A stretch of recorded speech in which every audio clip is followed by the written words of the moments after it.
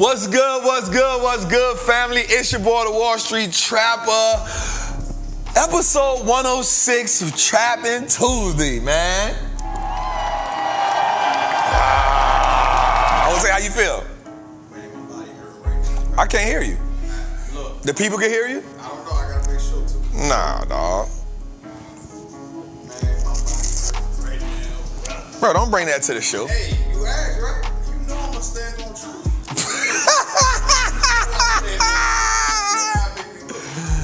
Alright, man, first I want to tell everybody, man, thank y'all for tuning in, man. Y'all could have been anywhere in the world, but y'all decided to lock in with us, man. And for that, we are truly appreciative. Listen, going into this week, we want to talk about a few things, but first, I want you to understand something, and I want you to understand this clearly, Jose. Last week we talked about it being the financial Olympics, right? But what I want us to understand moving forward, I want to say something that I feel is necessary for this generation of investors, Jose, right? There's freedom in the market. I want to start this week by saying that, Jose. I want to start off this week by saying there is freedom in the market. And I came to this conclusion. It's something I've been known, it's something I've been understood, but we always say that freedom isn't free. We always say that freedom is the most expensive thing that you will ever pay for, and that you must consistently pay for it. You can't miss a payment. One of those payments is being able to stand firm in the heat of a downturn. Right? The ability for you to understand exactly what's going on in the market and not panic. Tonight I want to break down a pyramid, right, that we must identify with. Because what most investors do when they play this game, they think it's a beautiful thing when the market is going up and the market is going green. But what I need us to understand is this, Jose. I need us to understand that volatility is the asset for the poor man. You feel me? So volatility is the asset for the poor man, right? Because here's what we know. The way the market becomes volatile is when rich people sell assets due to fear. Right? So rich people sell assets because of fear, or they want to go to this safe place. Well, the volatility is the best asset for the poor man because we get to buy the assets on sale that the rich are scared to hold in this time span. Okay? So, well, let's dig deeper into that concept, right? We know that rich people have already shaped their perspective on buying assets. We understand that wealthy people have already programmed themselves and their kids, their circles, that the conversations that they have at lunch and the conversations that they have on the golf course are about how do we attain assets during certain periods of time, right? Well, for the majority, that isn't a concept that is grasped in the middle and poor class as a majority. Right? Like, all of us don't grasp that idea. It comes to us at different stages in life. Right? It comes to us at different stages. But it's not a conversation. It's not a dialogue that is frequently had amongst peers coming from the middle and lower class. All right? So because of that, because of the lack of, now what happens is when you become a new investor and you're new to the game, You want to make money, you want to increase your net worth, but you never learn how to navigate during a down market. Right? Because not too many people talk to us about the down market or the downside. Right? So when I see people on Instagram, they be like, the market about to crash. I'll be like, all right, so what? What do you want me to do? You want me to run away from it? Right? And what happens is we've been taught to visualize the market crashing as a bad thing. When the reality is, volatility in the market is the poor man's asset. It gives you an opportunity to get the assets that the rich will return to. It's the key word right there. The rich and the wealthy will return to said asset. Right? It's not in their DNA to let a good asset go vacant. You with me, Jose? Like it's not in their DNA. Like, because the DNA evolves once you become a wealthy person or a rich person. It's not in their DNA to allow a good asset to go vacant. But it is in the DNA of the poor to let a great asset go vacant. And I'll give you an example. How many times have people who come from poor middle class been gifted a house or been gifted some money from said person who passed on, and because no one can have the conversation on what to do with the asset gone. Right? Because we don't put a plan in place on what to do with the asset when said person passes away. Or we don't have a plan in place on what to do when such and such pass away and we got to split $300,000.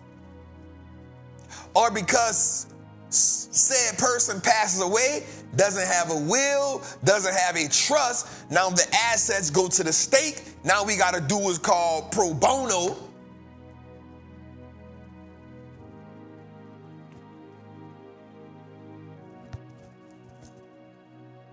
You feel me? Probate.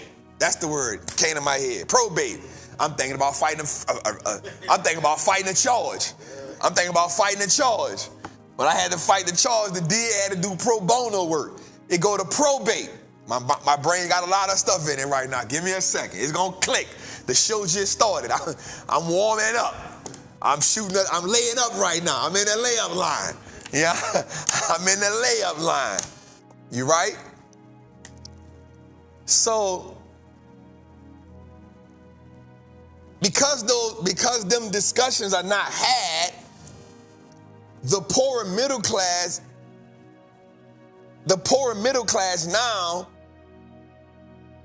vacate assets that add to family wealth, where the wealthy early on put things in place so that the assets aren't vacant.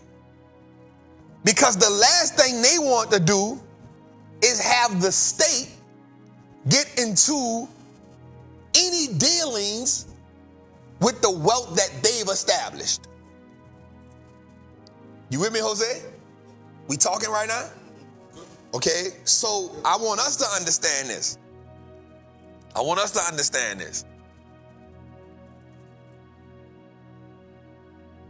We cannot let a good crisis go to waste.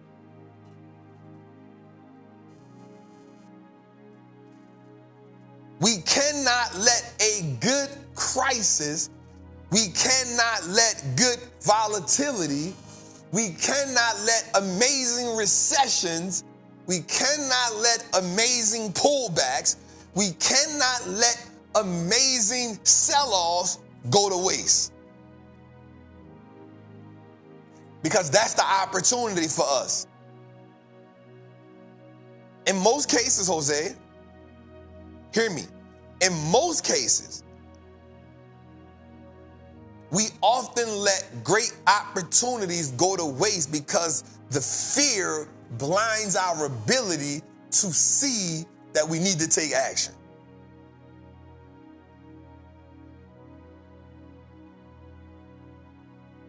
Okay?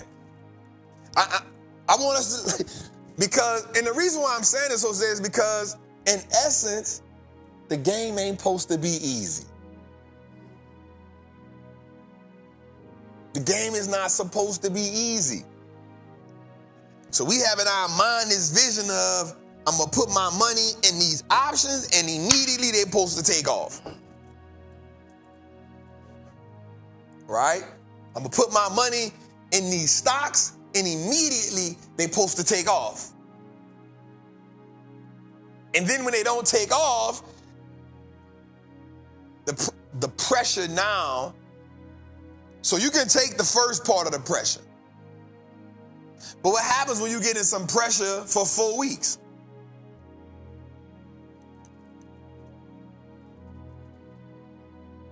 What happens when you tell yourself, well, this week is going to be easy? Well, the market surely going to shake back this week. It's been down for 3 days. And it goes deeper.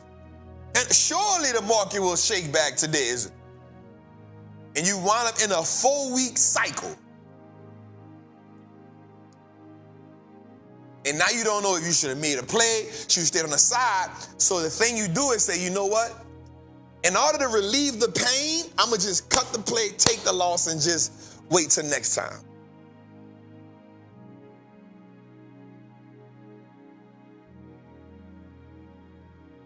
The game ain't supposed to be easy.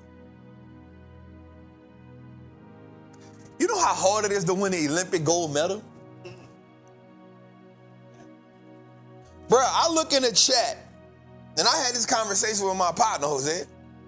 I said, bruh, how can we truly say if it ain't a gold medal, it ain't nothing? How can we truly say that, bruh? How can we discredit a person because they don't get a gold medal? They got a silver medal. They got a bronze medal. That means overall, you're the top 3 in the world. No matter how you like it or not.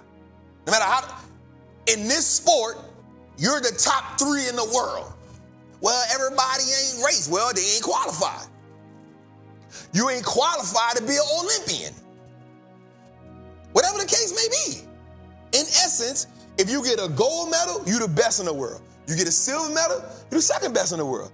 If you get a bronze medal, you're the third best in the world. You are the top 3 people in that category in the world. How dare somebody sitting on a sofa who can't even run a block say that because you ain't get a gold medal, you a letdown. Bruh, you can't even run a block full speed, yet alone 100 meters,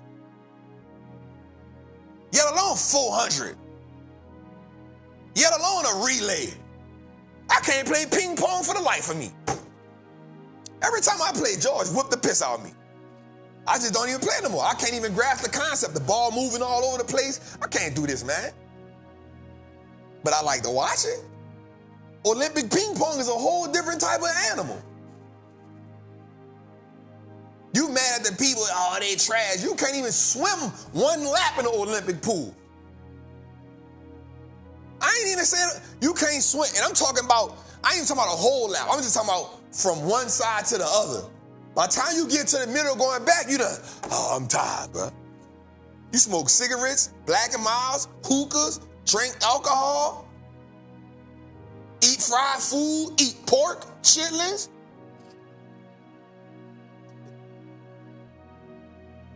But you got the audacity to criticize somebody who out here blood, sweat, tears. Dude training 3-4 years to run 9 seconds, dog. But here's the thing, bro. The people from the sideline got the most to say. And that goes for you playing the market.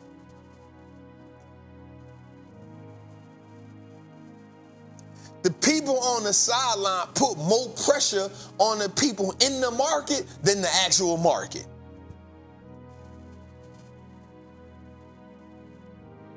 Because the people people on the sideline that you know close to you always talking about, I told you, what you listening to that person, don't get in the market. Think about this. We hear more. Think about this. Watch this.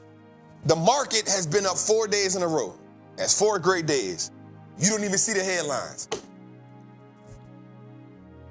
You don't see the $1 billion headline. You don't see them. You don't see them. You don't see Jeff Bezos did this. You don't see Elon Musk network did this. You don't see Nvidia CEO network did this. You don't see the headlines.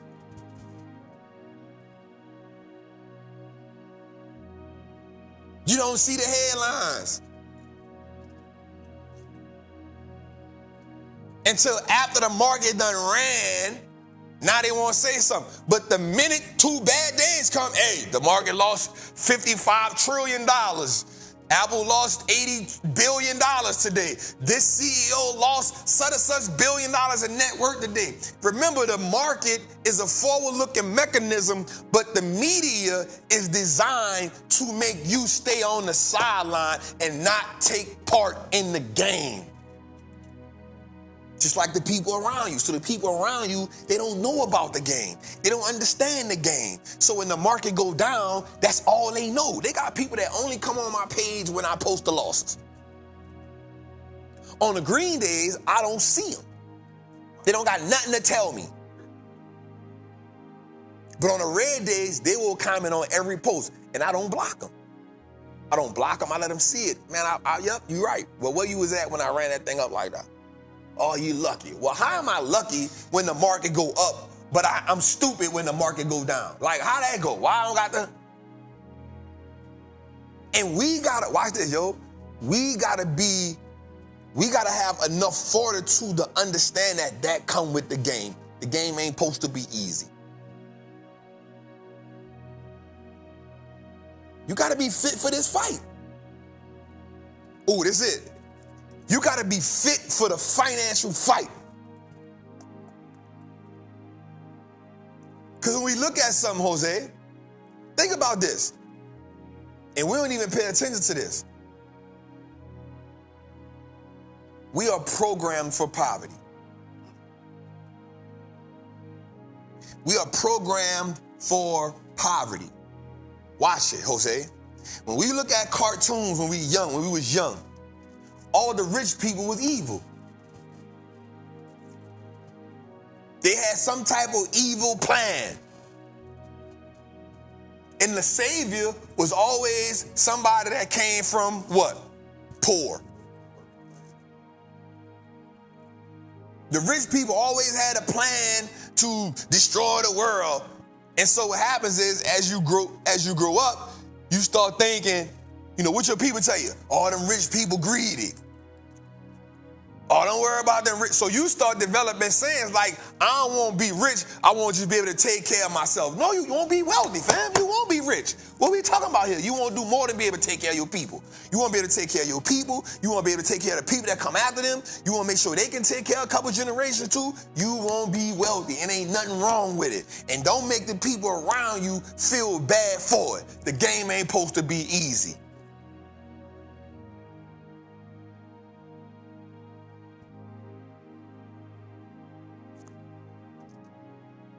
We've been programmed for poverty. And so we start being like, well, I just want to be able to pay my bills. If I pay my bills, I'm all right. No, you ain't. We got to be wired for wealth. And in order to do that,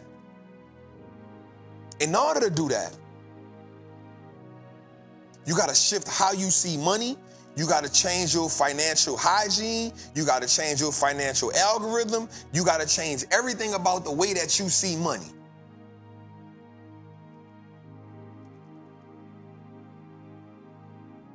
And until you do that, until we do that, we're not even going to understand the difference between why bankers and investors run the world. We thinking it's the government. It's the bankers. It's the investors. Those are the people who lobbying and putting things in order. That's why certain bills go through. That's why certain laws go through. How does this law benefit my company? Hey, let's go play some golf. I'm going to donate to this fund through the nonprofit organization, through the other operation. I'm going to donate it to that charity that you got and go ahead on sway such and such to move this thing over here like this. We got to get some money under our belt. And I guarantee you, all my religious people, ain't nowhere in the Bible it told you to be broke. Actually, it told you to be fruitful, and he did not limit it to just like being in a garden.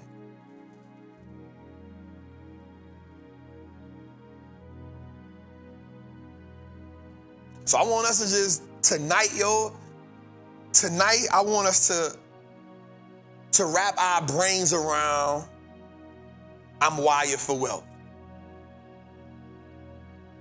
I want us to wrap our brains around that. Like today, we wired for wealth. And I'm going to challenge everybody that's watching Trappin' Tuesdays tonight. It is August. You got September, October, November, December. What will you do these last, 30, 60, 90, 120, about 145, 50 days? What will you do these last 145 days or 50 days, whatever it is, to rewire yourself financially? What will you do?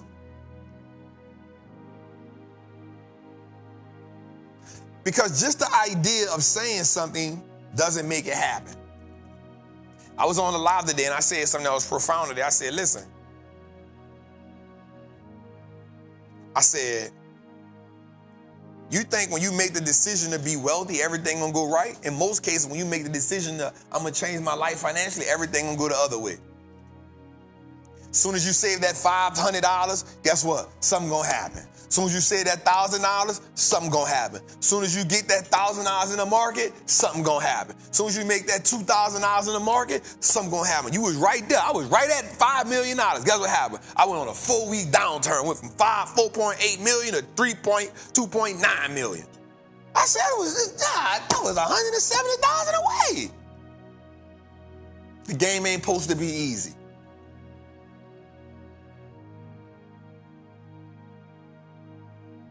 The game ain't supposed to be easy.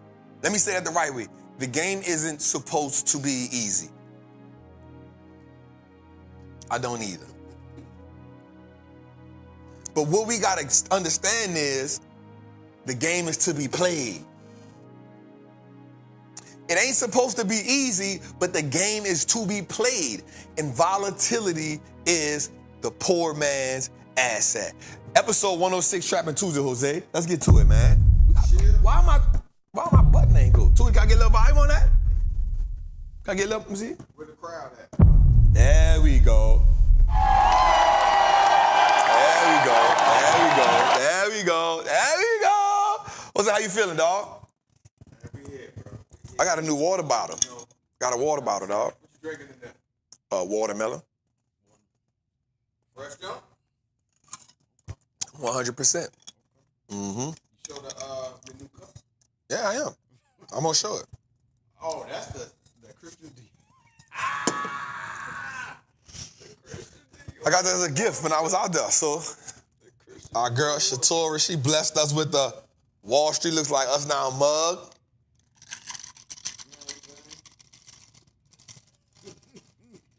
Can I buy you a drink? What's in there, water? Water.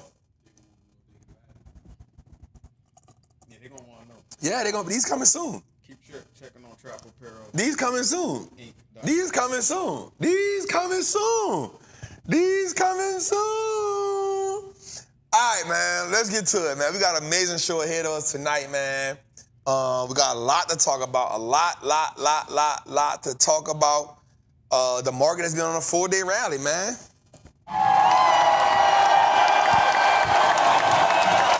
I said something the other day. Sunday, I said something. I said, I posted on Instagram. Somebody said, Jose, your laugh sound like you in pain. He is. I know, that's hilarious. He is. So what I said Sunday was, I posted on Instagram. I didn't buy this water bottle. They gave it to me. Who's they? The Christian Dior store. The one in Paris. That's why it's red, white, and blue. Got it for the Olympics. That's why it's red, white, and blue. Come on, man. Souvenir, dog. I see. Yeah, man. I just wanted to try it one time. See if it made my drink taste a little different. It don't. I got expensive taste. I thought it was going to. Nope. Still tastes like a broke nigga. All right, let's go. So we got a lot to talk about. So Sunday, let's get to the market, man. So Sunday, I said something. Sunday when I posted on Instagram, I said, listen, I said 5,400 was our level. They be sleeping they be sleeping, dog. Oh, hold up. Give me that, George. Let me see that. Okay, hold up. Somebody brought us something this week, man. We gotta, just take it out. Don't bring me all that. He about to bring the whole box. All right, somebody bought us something this week. Give it up for George, y'all. Give it up for George. All right, so the first thing they bought us was a steamer. They bought us a steamer, Jose. And he said, Trap. They said, make sure that way you could be able to steam those Tom Ford suits. That's what the note said. That way you can steam them. So this was a steamer, and then they got us Tootie used to have one of these in here. I don't know what he did with it. He got us a lint roller. And so somebody said, you said 5,100 at the first time. No. We talking about to break the new level. We not talking about that. You on the wrong thing, Jay. You on the wrong thing. You on the wrong level. And then they got us a duffel bag to hand washable, wash and cold and dry. So I guess it's to put the suits in. What the name was on the card, George? The name was, I forgot the name. It's on the card though, but thank y'all. I appreciate y'all. We definitely gonna get to the mantra, but I wanted to do that. Here, take that dog, George. So yeah, we appreciate that. Yeah. All right. Did they name on it? They did. Okay. They did. So we're gonna say the mantra, but I wanted to say this right quick. We talked about something Sunday. We talked about our level to break was 5,400. I mean 50. Man, I forgot. 5,400. And I said, if we could break 5,400, Jose, then we may see something change in the market. And sure enough, we broke 5,400 because we had been struggling to get at 5,300. I'm coming to the mantra, y'all. I had something fresh on my brain that I need to get off. I'm coming. I just needed to get something off my brain while it was there before I forgot it. Chill. I got us. And we broke the 5,400, and then the market shifted for us. And I think our next level is 5,550. I think that's the next level. Huh? 50. Come on, bro. I be on it, bro. I be looking. I be wading in the water, dog. All right, let's get to it, y'all. Golly. Relax. Thank you. Jeez, I'm coming. Y'all know this is my show, yeah. Let's get to it, man. I am a certified Wall Street trapper. I am confident in my ability to make great investments. The stock market is a machine that prints money, and I am more than capable of operating this machine. Not only will I free myself, but my family will eat for a lifetime based on the information I apply today. I'm a money maker and a wealth builder. Today, I break all the chains that anchor me to that poverty mindset. My ancestors will smile now because I've turned our last name into an asset. Boy, that sounds good. Mm-hmm. That part there, bro. Think about the joy. Think about the joy that comes to your ancestors when you say, I've turned our last name into an asset. That's powerful. My family's purchasing power will increase indefinitely. Today, I make the declaration that no longer will I be a slave to money. No longer will a generation behind me inherit lack. No longer will I submit to selling my time for money. I am a first-generation millionaire. I am the architect of my family's legacy. I am a certified Wall Street trapper, and Wall Street looks like us now. Let's go, man.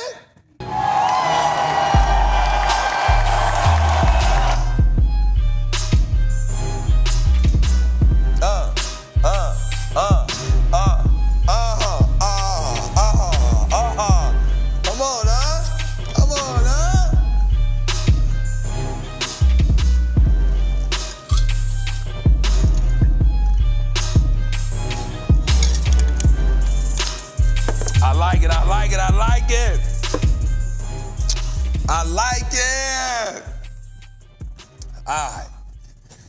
Some of the people. We gotta shout our people out, man. We gotta shout Maya Holmes, was good. Isaiah Taylor, was good. Let's shout out our people. Yanak, let's go, man. Natasha Y. Phoenix, was good, family, was good, family. Double R, my family in the building, you heard me? A flexing, turn me up, I got it. DC7, I see you. Dancing Diamonds, was good. MW, was good. Solomon 321, was good. High Vibrations, I see you. Primary Cutter, I see you. Andrea Goodson, I see you. Kevin F, I see you. Chelsea, what's up, baby? How we feeling about that federal stock? I see you. Autumn Phoenix, I see you, beloved. Shazam X, you in the building every week. I know it. Roxanne, you in the building. Alex Village, I see you. Slutty Road, I see you. Rams, I see you.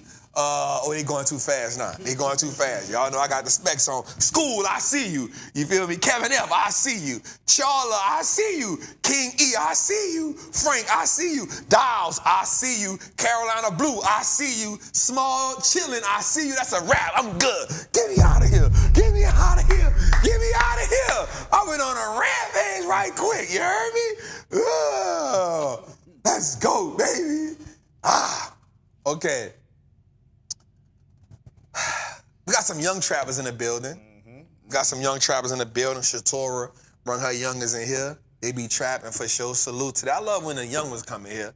You know what I'm saying? I love when the young ones come in. Y'all put this in y'all brain, though. Y'all Freedom Center. Put that in y'all brain. Put that in y'all head, man. Freedom Center. You hear me? All right, man. So, Jose, man, we done had a. Let's talk about the market, man. So we had an amazing couple of days. 4 days. We haven't put 4 days together maybe since July, before July 16th. July 16th was when the market went down.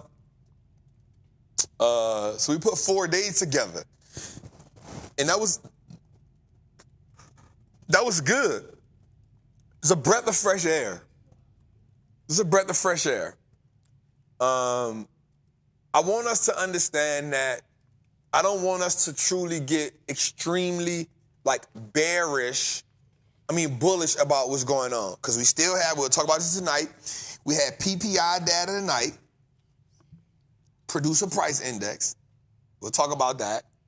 And tomorrow we have the CPI, Consumer Price Index. Two things that gauges something similar but extremely different, right? And as investors, I want us to I always say this about us, right? We need to understand the different things, gauges. That's a good one.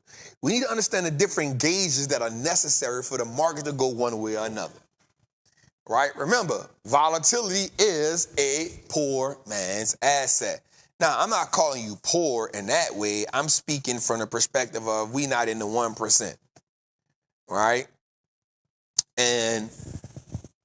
But what I want us to understand too is we can gradually increase our net worth as we actively engage in the game.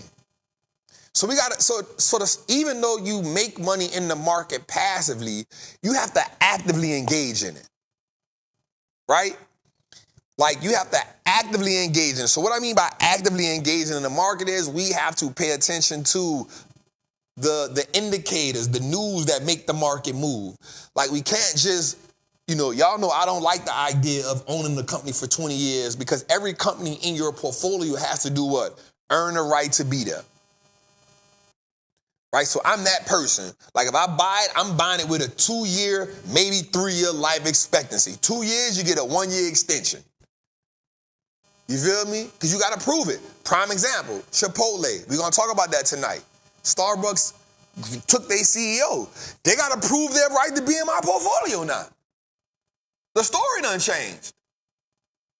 Right? They got to prove to me now, the new CEO got to prove to me that you deserve to be there. Right? This is not one of those situations where I'm going to just buy the dip. Right? You got to prove to me that you deserve to be in my portfolio for the next, and you got 12 months to do it. So I want us to understand that. I want us to understand that the companies that we own, they must perform. We're not buying companies based on name. We're buying them based on performance. And that performance comes in the shape of, let's go whiteboard with this. Twitter, let's go whiteboard with this. Let's go whiteboard with this one. Let's go whiteboard with this one. Ooh, it's about to be good. Yeah. I'm early with the whiteboard. I'm early with the whiteboard. I'm early with the whiteboard. I'm early with the whiteboard. Give me a little beat, Tootie, while we go to the whiteboard. There you go. Give me a little beat, dog, when we go to the whiteboard, dog. Come on now. Come on now. Come on now. Come on now. Come on now. Come on now.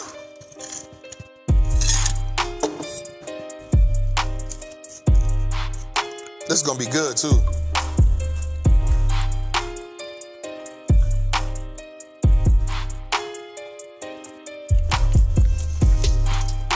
It's going to be good. It's going to be good. All right, I'm at the whiteboard. Let's go, baby. How we feeling? How we feeling?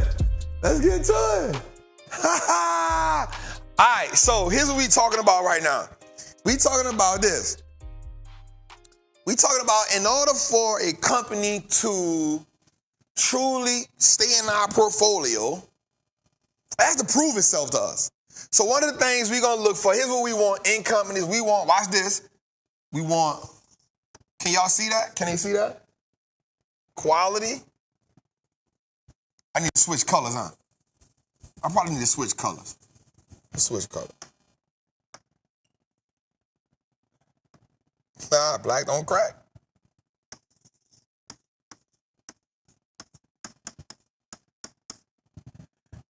You feel me?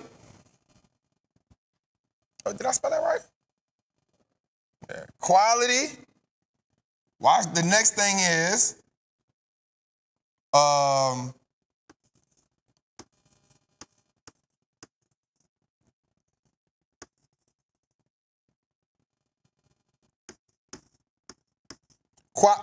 no, not that. Oh, it's about to be good. Watch this. Quality.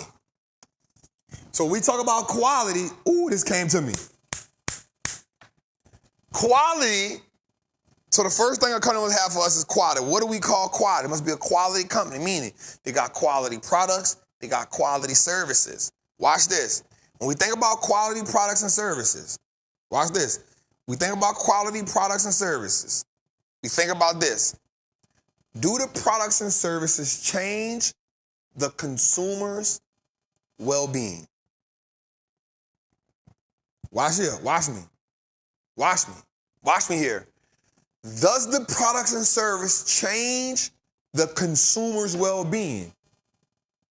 Quality. The first thing we're looking for. Right? Quality. So watch this. Let's talk about quality for a second. So when we think about Meta, does that product change? Does it change the consumer's well-being? Does the value change the consumer's well-being? But watch this. Let's think about the consumers.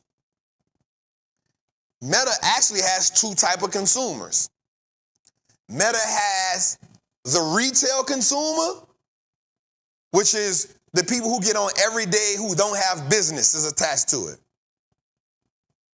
The people who get on Meta every day for retail purposes. They get on Meta every day, which is Instagram, Facebook, Reels, Threads. They get on there every day for recreational use. So we'll call them the recreational consumer. And then Meta has the business consumer who buys and sells product or ads. So watch this. The recreational consumer gets to interact daily with their peers. The business perspective, that consumer gets to market potential clients or customers. Meta allows them to get interaction in close proximity of potential clients or consumers. If they take away the Instagram, Facebook ads, drastically it affects the revenue of the company. So here's the question. Does Meta have a quality product?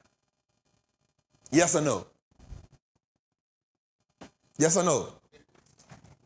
All right, good. We said yes. Watch this. Value. Yo, y'all can use it. This is another masterclass, right? Value. We already established that it has quality, but quality has to be quantified by value.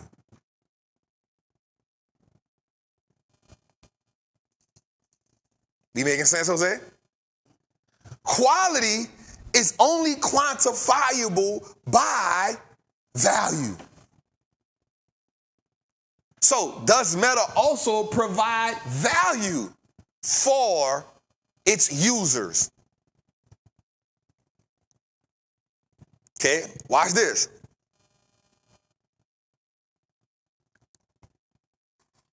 What portion of people, the first thing they do when they get up in the morning, check their phone, check their social media? Now, I'm not saying everybody in here do it. I'm not even saying everybody in the chat do it. But what I am saying is there's a large portion of people, when they get up in the morning, the first thing they do is check their social media. Why? Immediately, they want to get programmed into what's going on.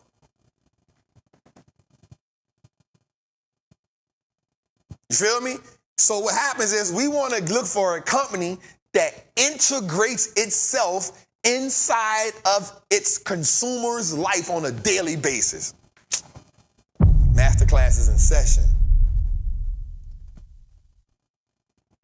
Right? We want. Now watch this. Even business people, you might not even be checking it for the recreational use. As a business person, you may get up in the morning, say, thank you, God, and the next thing you do is check your sales that came from the ads you ran.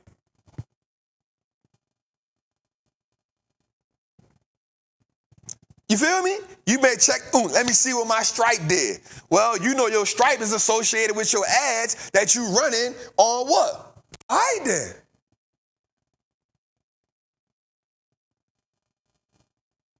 I get it, everybody, but we talk about the majority. So we understand that Meta also provides value to its what? Consumer. All right, now watch this. Growth. Do we see growth in the Meta platform?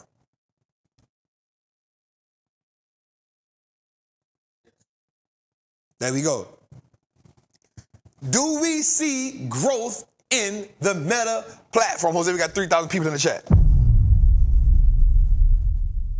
You feel me? So we see that the company provides quality. Quality is quantifiable by the value, and we see growth. But let's just go a little further. Watch this. But here's the golden ticket, Jose.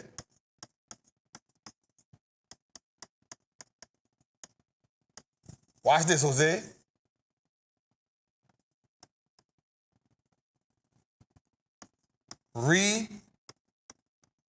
Reoccurring model. Does Meta have a reoccurring model? Yes, they do. They have a few of them, actually. They got the recreational reoccurring model. What you can do? You can now buy the blue checks. It's a reoccurring model. And then you can buy the business part of it, right? And then if you're running ads, you don't run ads for free. You got to pay. So now it actually has 3 tiers of recurring revenue. And ain't even count just boosting because that ain't reoccurring. You might don't boost all of it. But what that is called, that's called a bolt-on business. That's a business you just attached to. Well, I'm teaching business right now. That's a business you just attached to the business. That's called bolt-on business. You feel me? So this is now considered a golden investment. Moving forward, we need to find, shout out to my family for the super chat, the American dream. I appreciate you, family. Moving forward, when I say a company needs to earn a spot in your portfolio, you must be able to break something like this down, because this gives me a type of story.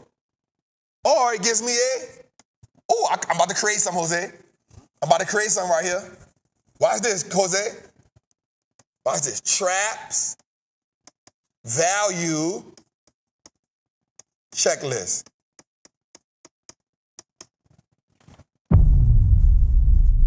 Traps value checklist. Quality, value, growth, and the golden ticket is recurring revenue.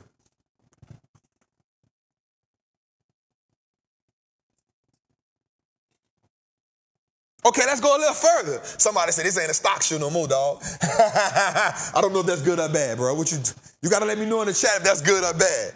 All right, let's go to another one, Jose, because I want them to just see this, bro. Because this is important.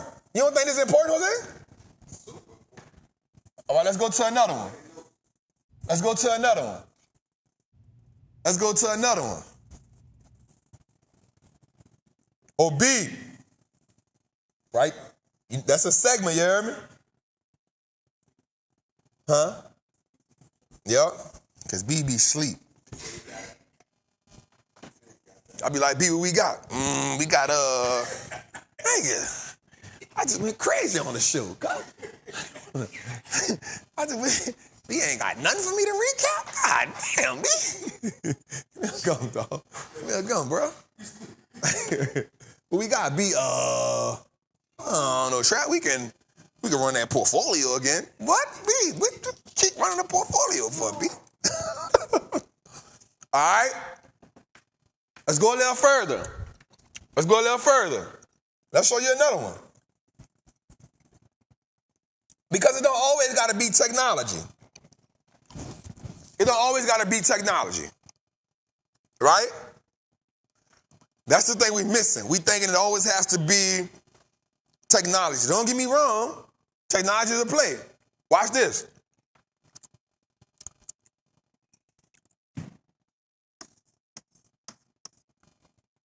Eli Lilly.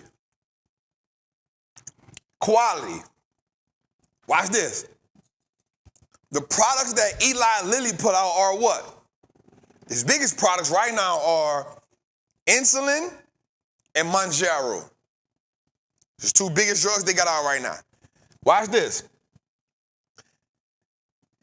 If you refuse to get your health right and eat right, you need to have insulin every day for the rest of your life.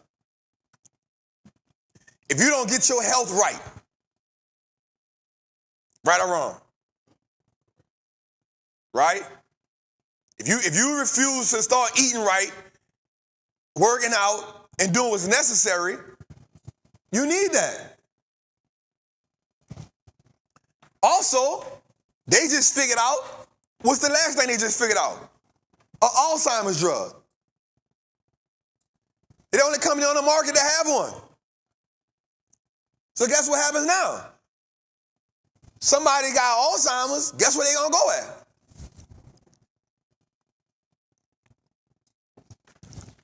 Value. Because quality is only quantifiable by value. We said this, right? The value is if you don't take the insulin shot and you don't want to change your life, you die. If you don't want to take the insulin shot, you don't want to get your health right, you die. It's value. Am I right or am I wrong? Watch this. growth, do we see people in America changing their diet? Bro, we done glorified Chick-fil-A as the coldest restaurant in the game. Guess what? That stuff is not healthy, fam.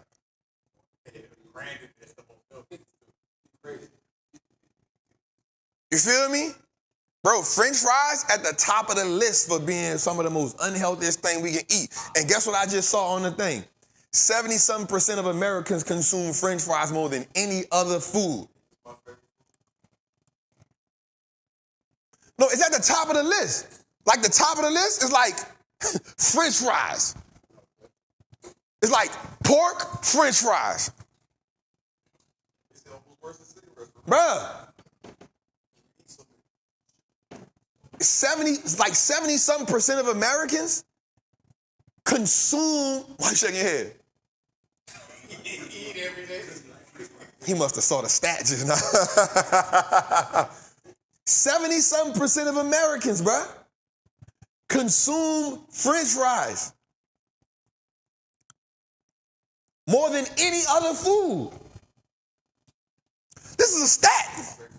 This ain't even much my stat. It's not even much my stat. So my question is, do we see growth in one? Look how they killed it though. In one, we see growth in the insulin business. And two, we see growth in the weight loss business.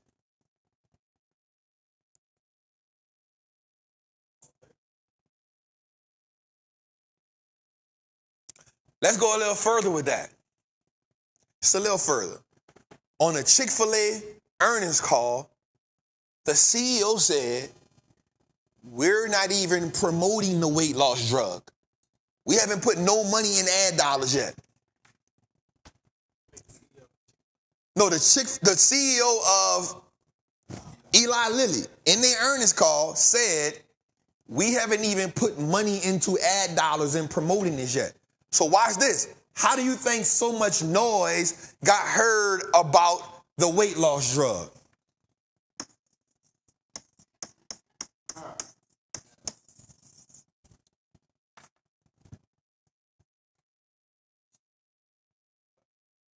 How you think so much exposure got did to the weight loss drug? Because he said, we not putting no ad money behind this yet. He said, they coming to us. We ain't even start promoting it yet. This ain't me making this up. This in the last. He said, we haven't marketed it or branded it yet. We just created it.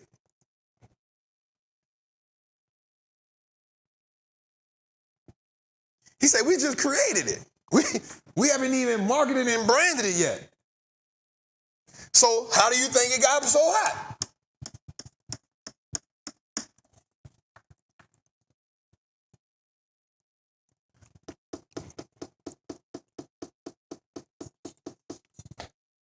All right.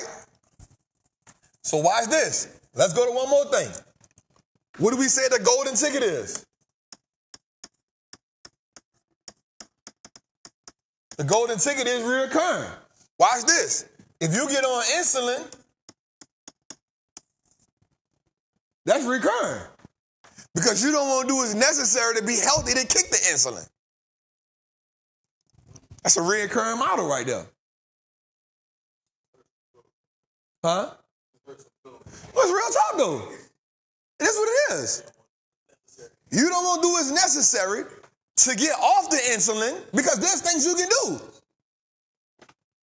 Just keep poking yourself. Just keep poking yourself. So what do we got? Quality, value, growth, reoccurring, golden ticket.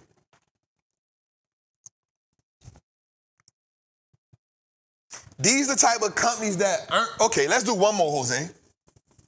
Let's do one more, Jose, because they think we just in the big dog companies.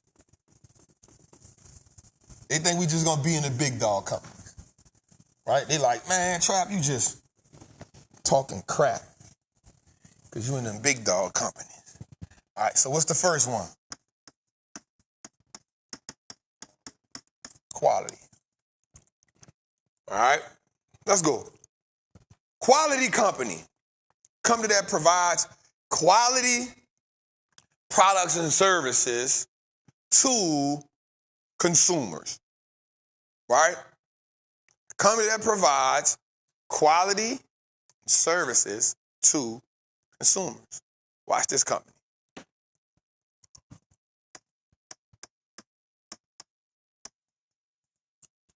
Centaz. The uniform people. Quality. Why? One of the things they did was they come get your uniform, they iron it, they clean it, they press it, they prepare it, they got locker boxes at the jobs for you. Quality. Let me see something right quick.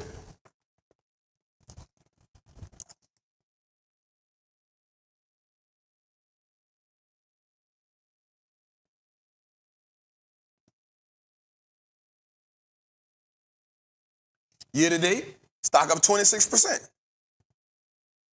1 year, 55%. 5 years, 188%. Max, 2,400%. It's a quality company. 2,400. It's a quality company. They prepare the work clothes. Guess what? America, especially in the South, I've never been in the North like that or the West like that, but in the South, the Gulf Coast region, plant life is a thing. Guess what? You go out to get your clothes, what's called fire retard. What you call it called? Fire retard?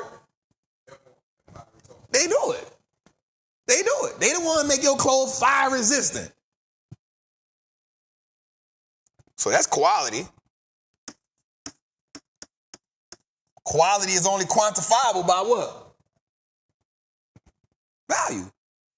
If I work in a plant, if I work on a job where it's required that my clothes be fire retardant or fire resistant, I have to go to them. I have to go to them. Their additional services, not only we prepare our stuff for you, but anything else you got, we'll do that too. Okay, watch this.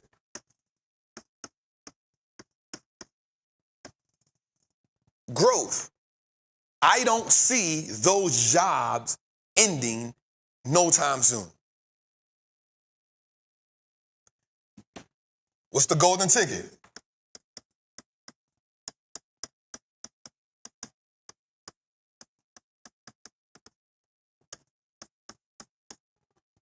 Guess what? When you get their stuff, you automatically get on a subscription. When companies get on their thing, you already get on their subscription.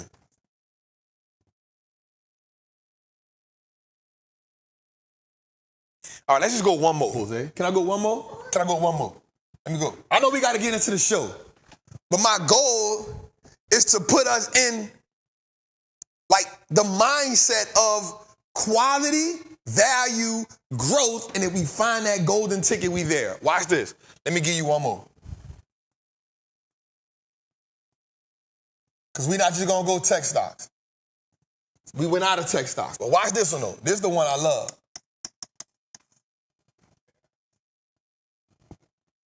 Quality. Why is that quality? Well, Trap, we live in America. And your adult report card is necessary for everything. FICO. Your adult report card is necessary for everything. It's necessary. Okay, let's go a little further. Value. Because quality can only be quantifiable by value. Okay, watch this.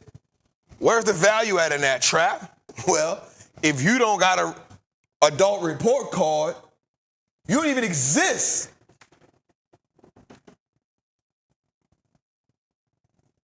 You can't do nothing if you don't got an adult report card. You can't do nothing. So your true existence as an adult is predicated on this adult report card. They are the initiators of it. It got to go through them. The Experian, the TransUnion, the Equifax, they the baby brothers to this one right here. Big dog. Watch this. Growth. When will America stop giving birth to children that grow up to be adults that need this report card?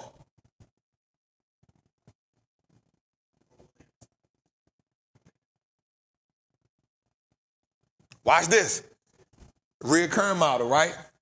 Reoccurring model, right? Watch this. All three companies, the Equifax people, all them,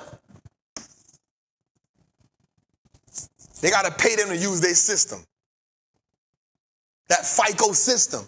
That's a SAS, service as a software that is integrated in all those other systems, but this the big dog.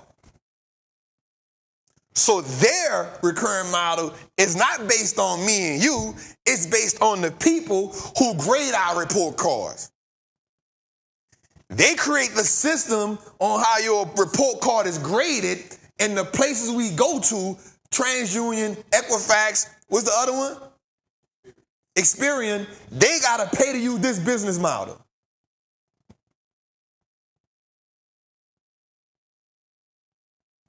Quality, value, growth, golden ticket.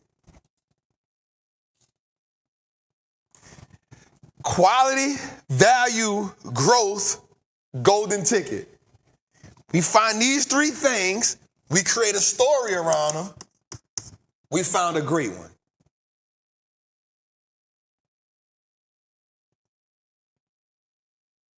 If we find these three things, plus the golden ticket, we found a good one. They don't got it. They don't got it. So watch this. Okay, Jose, we're going to look at the other side.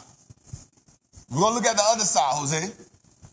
We're going to look at it from another perspective. Okay, let's go back to it one more time. Quality. Watch this. Quality.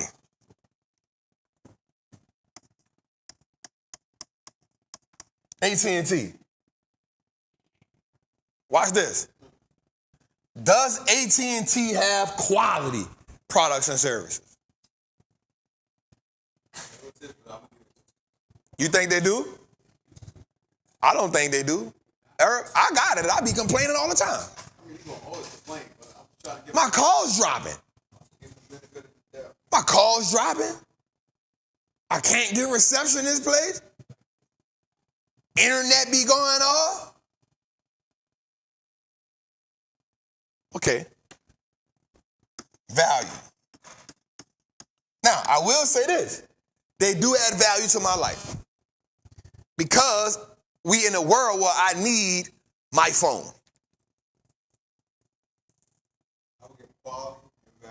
You can't give them quality because everybody complains. And here's the thing about the phones. Everybody complains about every phone service. So the quality is not, we can't dilute what quality is. I'm just saying, what we're measuring it to. Quality. No, I'm saying, what's the bar? What is good quality? Verizon is trash. Yes. Trash. Yes. AT&T, yes. Jitterbug. Yes. So it says this, there's no good quality in a phone service. That's simple. You can't wrap a pig in pork and call it a pig in a blanket. You can't wrap a dog in bacon and call it pig in a blanket. There ain't no quality there, dog. Wait, did you say wrap a pig in pork? Pork. Wrap a pig in pork. Oh. You can't wrap a dog in a bacon and call it pig in a blanket. What is that? It's a dog wrapped in bacon. Oh, man. Right? But watch this. But they add value to the life. They add value because we need the phones. But it lacks quality. So here's the thing. People switch from phones all the time. People switch phone service all the time. Man, I'm going back to Verizon. Man, I'm going back to AT&T. I'm going back to Verizon. Man, I'm going to T-Mobile. People switch phones all the time, which means the consumer isn't satisfied.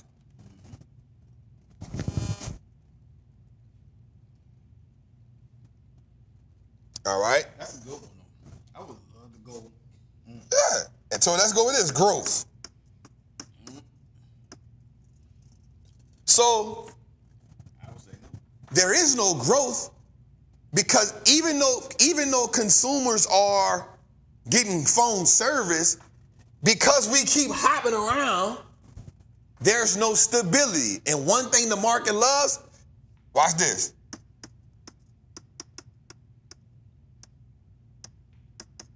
Predictability. There is none in this thing. Now, they do have the recurring model. But again, people are leaving. So again, you like this. This is unstable. There's no this.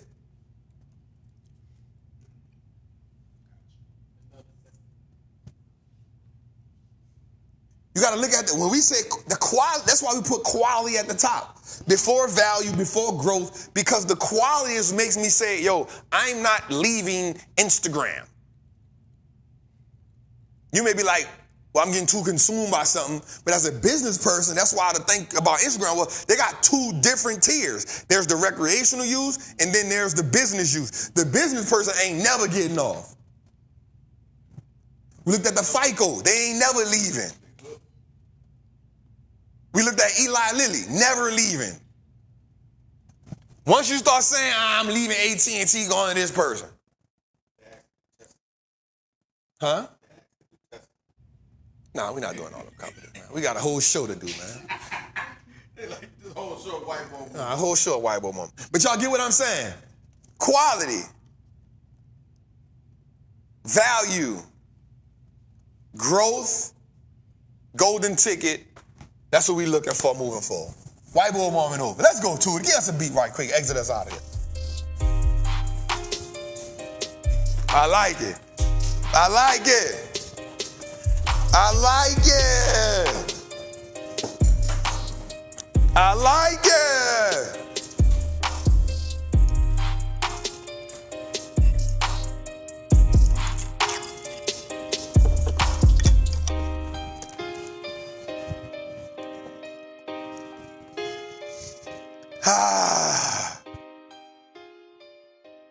Let's go a little further, man. So, Jose, how we feel about that? That was a good segment, Jose. Like that. That was good, duh. We got busy right there. Let's ask them in the chat how they feel about that. They was on fire. They had the notes going. Let's go. We like it. Quality, value, growth, Real current. golden ticket. You feel me? That's how we starting it, man. Somebody say another successful whiteboard moment. The people love the whiteboard moments, Jose. That's what we do, because we teach her. Pork. Huh? That's when we said pig and the pork. Pig, pork. He said pig. I was trying to say a puppy and a biscuit, dog, and it just, you know how I get when I go to talking, man. All right, so let's get into it, man. So let's get into our week, man. We had a good week going forward. We in 4 days.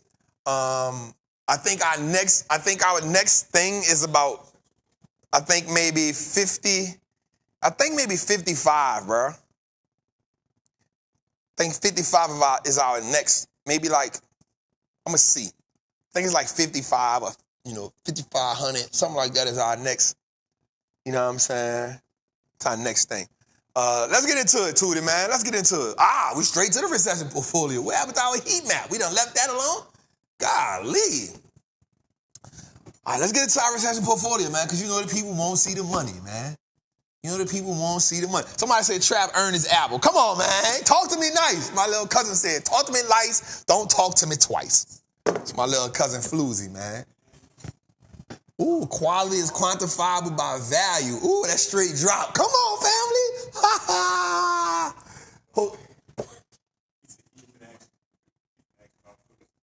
No, I'm just trying to understand. Talk to me nice, don't talk to me twice. Yeah. Just because it rhymes? You 43, you would never understand. Man. Dog. You would never understand. You would never understand. Okay. You're 43, dog. You would understand. Sometimes you just gotta flow with it. Talk to me nice. Don't talk to me twice. That's what we be saying. We get real like hype. She first year in college, dog. We've been saying that for years. You 43. They probably said cool daddy or something when you was cool daddy. Job turkey. You know what I'm saying? Some on the backhand side, some of that kind of stuff. You feel what I'm saying? They don't say that right now, dog. You out of here, bro. You out of here, bro. He don't know. Just give me some on the backhand side. Slick cool daddy.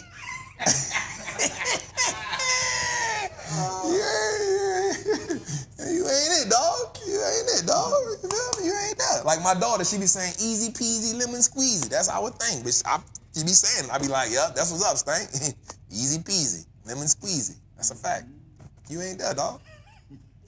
All right, let's get to the recession portfolio, man. So our NVIDIA hit 66,000 today. That was big. Another one hit our 3 NVIDIA calls, 120, 130, 140. And I will say this, though, dog. Now more than ever, I'm pissed off at Delta One. Now more than ever. Because it put me in this, I had the perfect strike plan for my people. And this what happens when you miss the moment.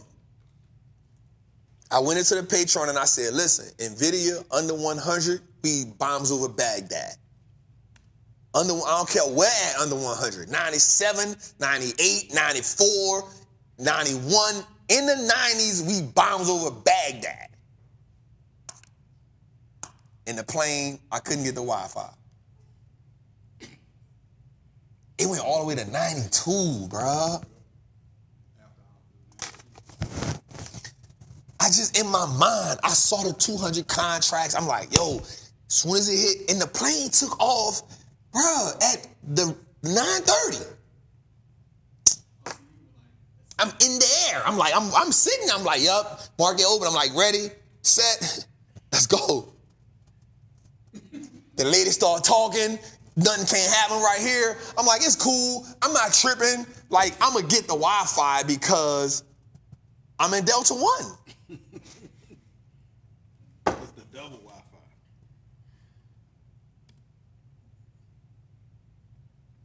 Really just played me. I told I feel I'm pissed because my people was waiting on me to say it. By the time I got off the plane, it was like 109, 107. I'm like, oh. And it never got me back where I wanted. It never got me back to the 90, anything. It never got me back to anything under 100. And I was kind of pissed off about that. Because I'm very rarely do I miss opportunities. And I saw it. 90 anything, 200 contracts. I'm sold. 90 anything. 91.50. $99.98. I'm buying it. I missed it, man. And it just would not let me execute. So, and then from then I just didn't, because that was the price I had, because we had already did we got the 120, 130, 140, and I knew what the call would have been. It was going to be $100 call. That was the call. I had the call in my head. The call was, George, you're loud. Tell him he's loud. You're loud. You're really loud. So I had this in my head. It was a $100 March 2025 call, bro.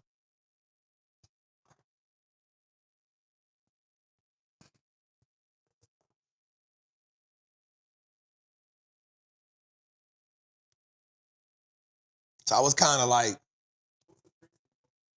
I didn't see it, man, but I just knew that was it. I had already lined it up, so I was just like, dang. So I was kind of mad about that because the reason why, because I knew we had the 220, the 120, 130, 140. And so the 100 would have lined me up. And because the way we got it set up, January, February, March, I was going to double down on the March. January, February, March, I was going to double down on the March play. Same March play, but instead of doing 120, it was going to be a $100 call. I already had it sized up in my head. I had it sized up in my head. But anyway, things happen. We all right. So next, we got the QCOM play. I told the Patreon this week, let me see what they do this week. But I'm not going to lie. I think we might exit down because they got punched in the face really, really hard because of something. Apple said they have now found a way to create the thing that they are getting from Qualcomm. So the product that they're getting from Qualcomm, Apple has been trying to get them out of there for like 4 years. For 4 years, Apple has been trying to get away from Qualcomm, and Qualcomm like, you can't do it. And they was like, nope. We got you. So that's going to be a big, big hit. That's going to be a big, big hit for QCOM. That's going to be a big hit for them because Apple makes up 35% of their revenue. Apple makes up 35% of their revenue. So I'm kind of, once Apple said that, I was like, damn. Like so if a company makes up more than 10% of a company's revenue, that's too much.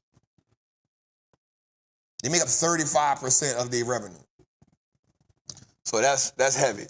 So then we got our 2 Qs. They shook back like crazy. So we got our 2 Qs in. Now I'm gonna be real with y'all.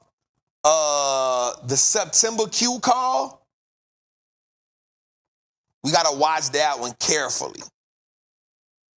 We gotta watch that one real carefully. I'm not tripping on the NVIDIA calls at all. That's gonna be our, we gonna rock. I'm just, damn. The 2 Qs, we gotta watch them carefully. Except for the September call, because now that we're in August, time decay is against us. Yeah, now that we in September, we in August, that's September. Now we on like the NBA say, you're on the clock. We on the clock. We on the clock. Right now, QQQ is on the clock. So if we got a December 20th call, a September 20th call, and today is the 12th or something. So, I like to go 30 to 45 days. So I'm on the clock right now. So, anyway, we got the SMH call for January. We got the TSM call. Let's go a little further to it. All right, we got the AVGO calls. Y'all be sleeping on AVGO, y'all. You got AVGO call? Huh? Oh, you didn't get it? We got the AVGOs in there. So we busting them up on that. Here's 2 plays we put in the Patreon. They acting slow on me, but we down like maybe 30%. We all right. The GE play, killing it. They gonna partner with Amazon. I'm telling y'all right now, the GEV play, I'm sticking to my word. When this play gets to $10,000, I'm leaving. I'm leaving. It don't got nothing to do with nothing else, but every time I hit $10,000 in this play, I gotta watch it go all, and it's done me that since the time I bought it. It goes all the way up to $10,000, then it go all the way back down negative. It go all the way up to $10,000, then it goes back down negative. I watched it do it to me 4 times. It didn't go to 10,000 a day. Not the GE, the GEV call. Yeah, so it go to $10,000, I'm letting y'all know I'm getting out. I'm letting you know. It don't got nothing to do with the expiration date. It don't got nothing to do with trap. We got time. You get to $10,000, I'm leaving. I'm telling you now. All right, so we got the Google play. I'm not gonna lie, bro. We got to watch the Google Play really close too. We got to, because that's a September call. So the Google Play and the QQQ Play, we got to watch them really, really close. So if you're in the Patreon, you know, we might sell those. Somebody say, I'm tired of that AV joke. We might be getting out of those like within the next week or so, depending on tomorrow. Now, if tomorrow don't come out right, I'm talking about 8:30 in the morning. If we get a bad CPI, I'm just going to go on and sell it and get out the way. I'm not going to let it tank. I'm not going to watch it. I'm gone. I'm not trying to let it come back. I'm not looking for it because nothing else is going to bring us up. It's going to be a slow climb. I ain't got time for the slow climb in September. So I'm letting y'all know right now on the Patreon. I'm letting you know right now on the Patreon. If CPI don't come in nice tomorrow, I'm cutting the QQQ September play and I'm cutting the other play ASAP. Let y'all know. All right, KLLC, that one shook back for us too today. Let's go a little further. All right, we got our Apple play. Apple doing good. Both our Apple plays. We got AMET tomorrow for earnings. We got AMET earnings tomorrow. And here's the crazy part. We sold half of this once we got 100%. This week killed us. And they got earnings tomorrow. Now, here's the crazy part about this play. I'm down 25, but I'm really up because we sold half of it. We had like 50 contracts. So we down 25. We're earnings tomorrow. The bad part about this is if it don't kill earnings tomorrow and it gives Lowe's guidance, that's a lost play because there's no way we recover. There's no possible way we recover that. Well, that's what I'm saying. So it's, yeah, I got my premium back. I got my premium back for sure. So what I'm saying is if it doesn't do great for earnings tomorrow, if it sinks, it's dead money because it can't come back. Time is against me. So that one put me in a perplexing situation. All right, then we got this next call. We put that in yesterday in the Patreon. Put that in yesterday. I put that in yesterday at about, huh? That was early. I was in the gym. We put that in yesterday at about, earnings is on the 15th? Oh, the 15th. I thought it was tomorrow. Damn, I thought tomorrow was the 15th. What tomorrow is?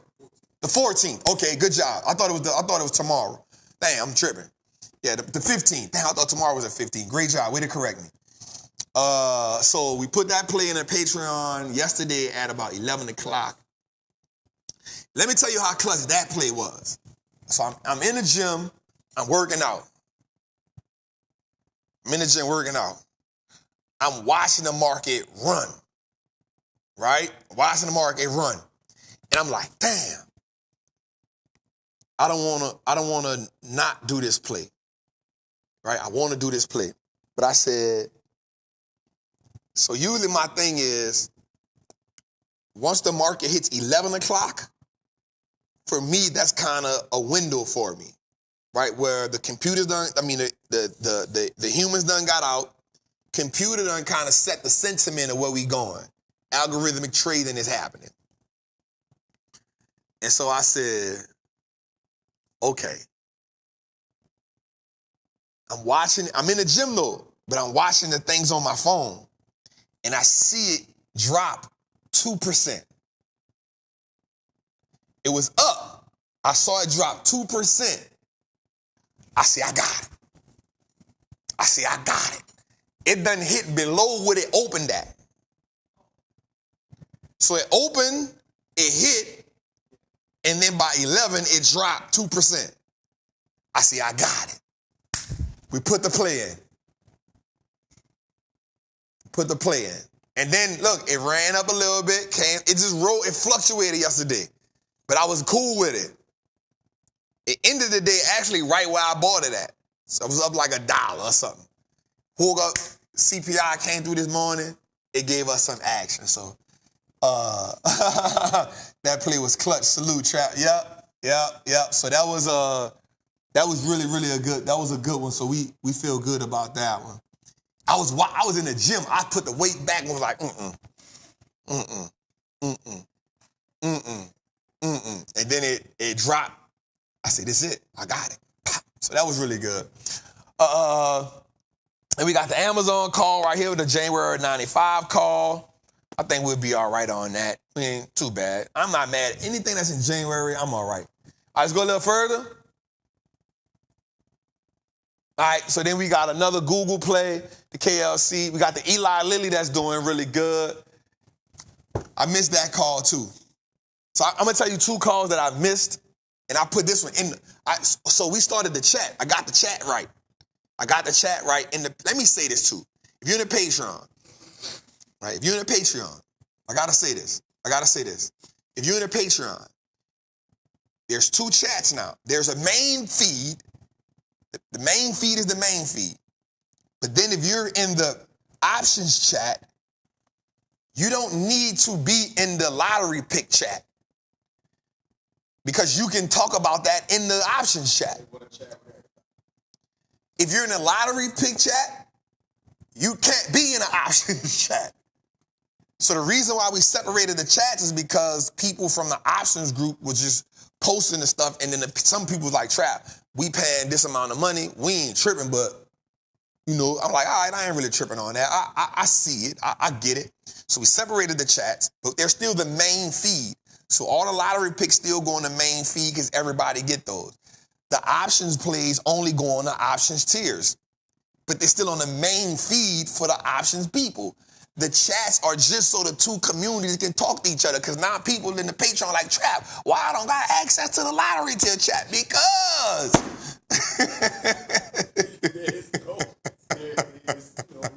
Everybody happy.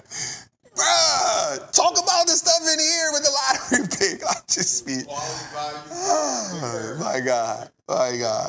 They were like, I want it all.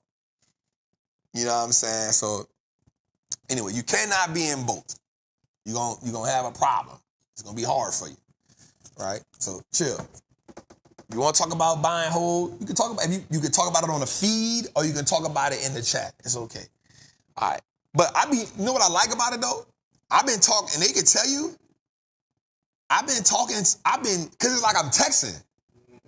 I be chatting down and It's going crazy. I be chatting down. They be like, oh, Trap in the chat. I've been a chatty patty.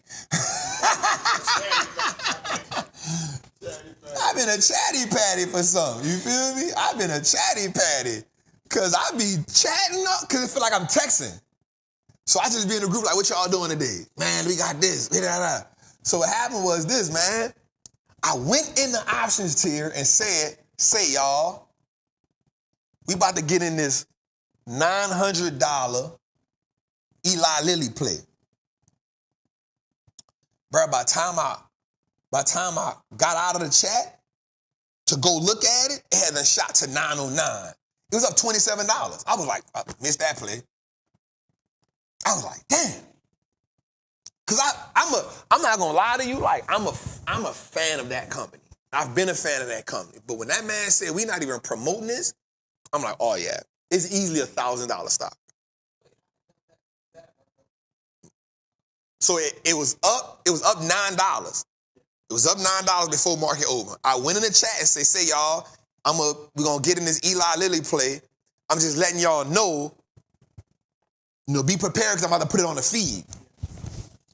Bro, by the time I work out, by the time I hit the thing one time, let's say it was 935. I said 935. Let me look and see. That thing was 909. I said, damn, $27 in the open? Dang. Right, so I missed that one here. If you confused, don't even worry about it. Don't even worry about it. All right, so then we got the meta play. We got so we did good on this one. So the 505 meta play we in, my people probably stressed the hell out behind this 505 call. When I say this 505 call got my people stressed, let me see something. It got my people stressed. Look, it's down right now. They pissed. It's down 82 cents right now, bro. We've been fighting with this call since the day we got it. I'm talking about when I say since the day we got it, I'm talking about the day we got it. 4 days later, earnings came out. The people beat earnings, they beat revenue, but gave low guidance. That thing dropped $60. I'm talking about like a Chinese person diving in the Olympics, bro. We went straight to the bottom. No splash. Gold medal. Gold medal. Bro, you don't know? No, I'm just glad China. They elite. Listen. Because somebody would have took that. No. No, They sweep diving. Like, you don't win they win gold medals for all 8 diving events, bro. No, they do it from every one. They synchronized diving, freestyle diving. There's 8 diving events. They win all 8 of them gold. They don't play, bro. Like, China. I'm like, bro, we need to start grooming some divers or something. Like, why can't... I'm talking about you don't win a diving event. I'm like, I'm not watching that, man. That ain't much competitive. You going for second place. I'm talking about they winning by a large margin. They like 60 points better than everybody else.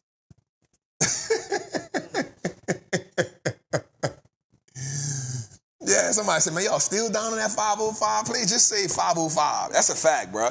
But we did do something smart. When we got in the 505 play, when it went long like that, we jumped in another play. We got the 435 play, and that one been going crazy. We finally might see some daylight. I know some of my people like, nah, Chop, I'm getting out now. They tired. They like, we not about to go through September. We not about to end this, then go through September. We not. Trap, you got to be like 5'3". Oh, you crazy, bro? I'm 5'10". Stop playing.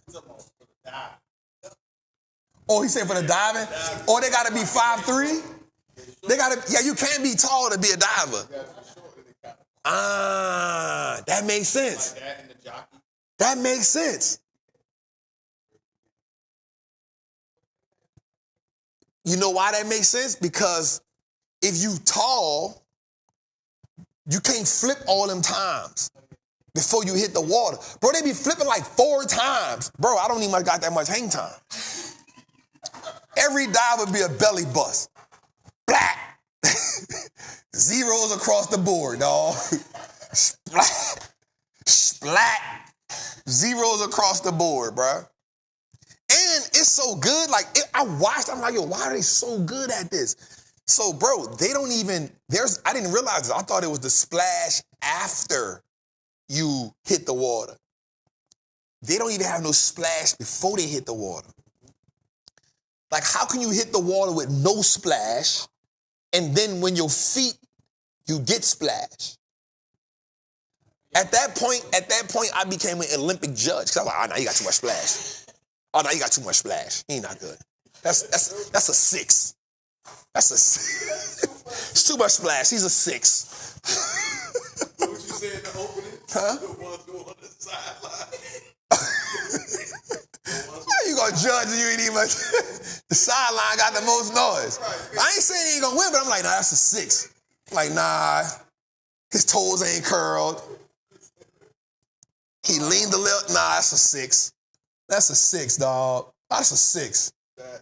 And I wasn't wrong, though. It was like a 6, 6'5". Here's what the Olympics made us do. The Olympics made us pay attention to stuff we never paid attention to, but because we was watching it. I put up a post, dog, and that was exactly me. All the dude was laying in the bed, and then he was watching the rowing game. He was like, he got it. He was like, okay. He was like, okay, come on. That boy had the goggles on. Where you got them goggles from, dog? Then that boy was like, let's go. Then that boy put the tube on. And that boy was doing this. Yes, sir. Say it. When he said the yeah, that's me. Yes, sir. Let's go, boy. That's what I'm talking about. Brother, Olympics had me on a whole nother level. In a call, bro, I just did a 3-hour call with the team. We did the Patreon call Saturday. I was like, check this out, y'all. I'm not even gonna lie to y'all. We gotta watch this game. They watching the game I'm watching it on the big screen. They watching the game because I'm going crazy. I was going crazy. That's me in real life. All right, Netflix, ServiceNow. Look at how other ServiceNow call. Where my girl Double R at? Where my girl Double R at? Where my girl Double R at? Look at our 2 ServiceNow plays. All right, let's go a little further, Tootie. All right, we did all them Qs. We got the SMHs, 2 TSM plays. I think we got a little action with that. XLK, XLY, we got to exit this play soon, too. So we got 3 players we got to exit real soon. XLK, Google, AMAC. So the XL play case, that's the one we gave up for free. We did sell half of that because we got 100%. So that's what we got right there, y'all. Let's go a little further. Let's go to our buy and hold. All right, so as we can see, buy and hold, we gaining ground. At the peak, we was at 41%. We at 39%. We up 302,000 from the buy and hold.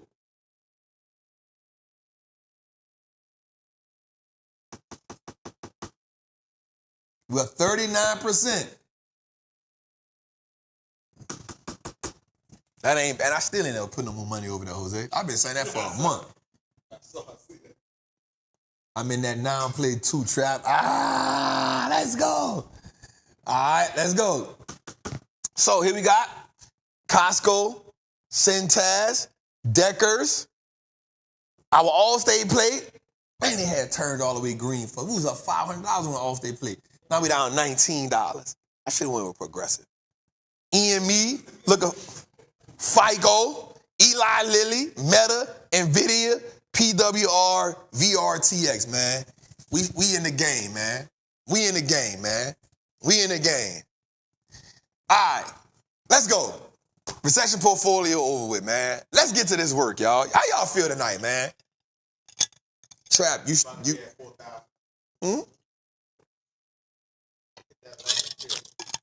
Make sure y'all like it. Make sure y'all share it, y'all. The same 5K, bro. I know. I've been supposed to add some more money down there. I ain't gonna lie, but when the market went red, I was just thinking about the options account. Like, it's time to go shopping. Volatility is a poor man's asset.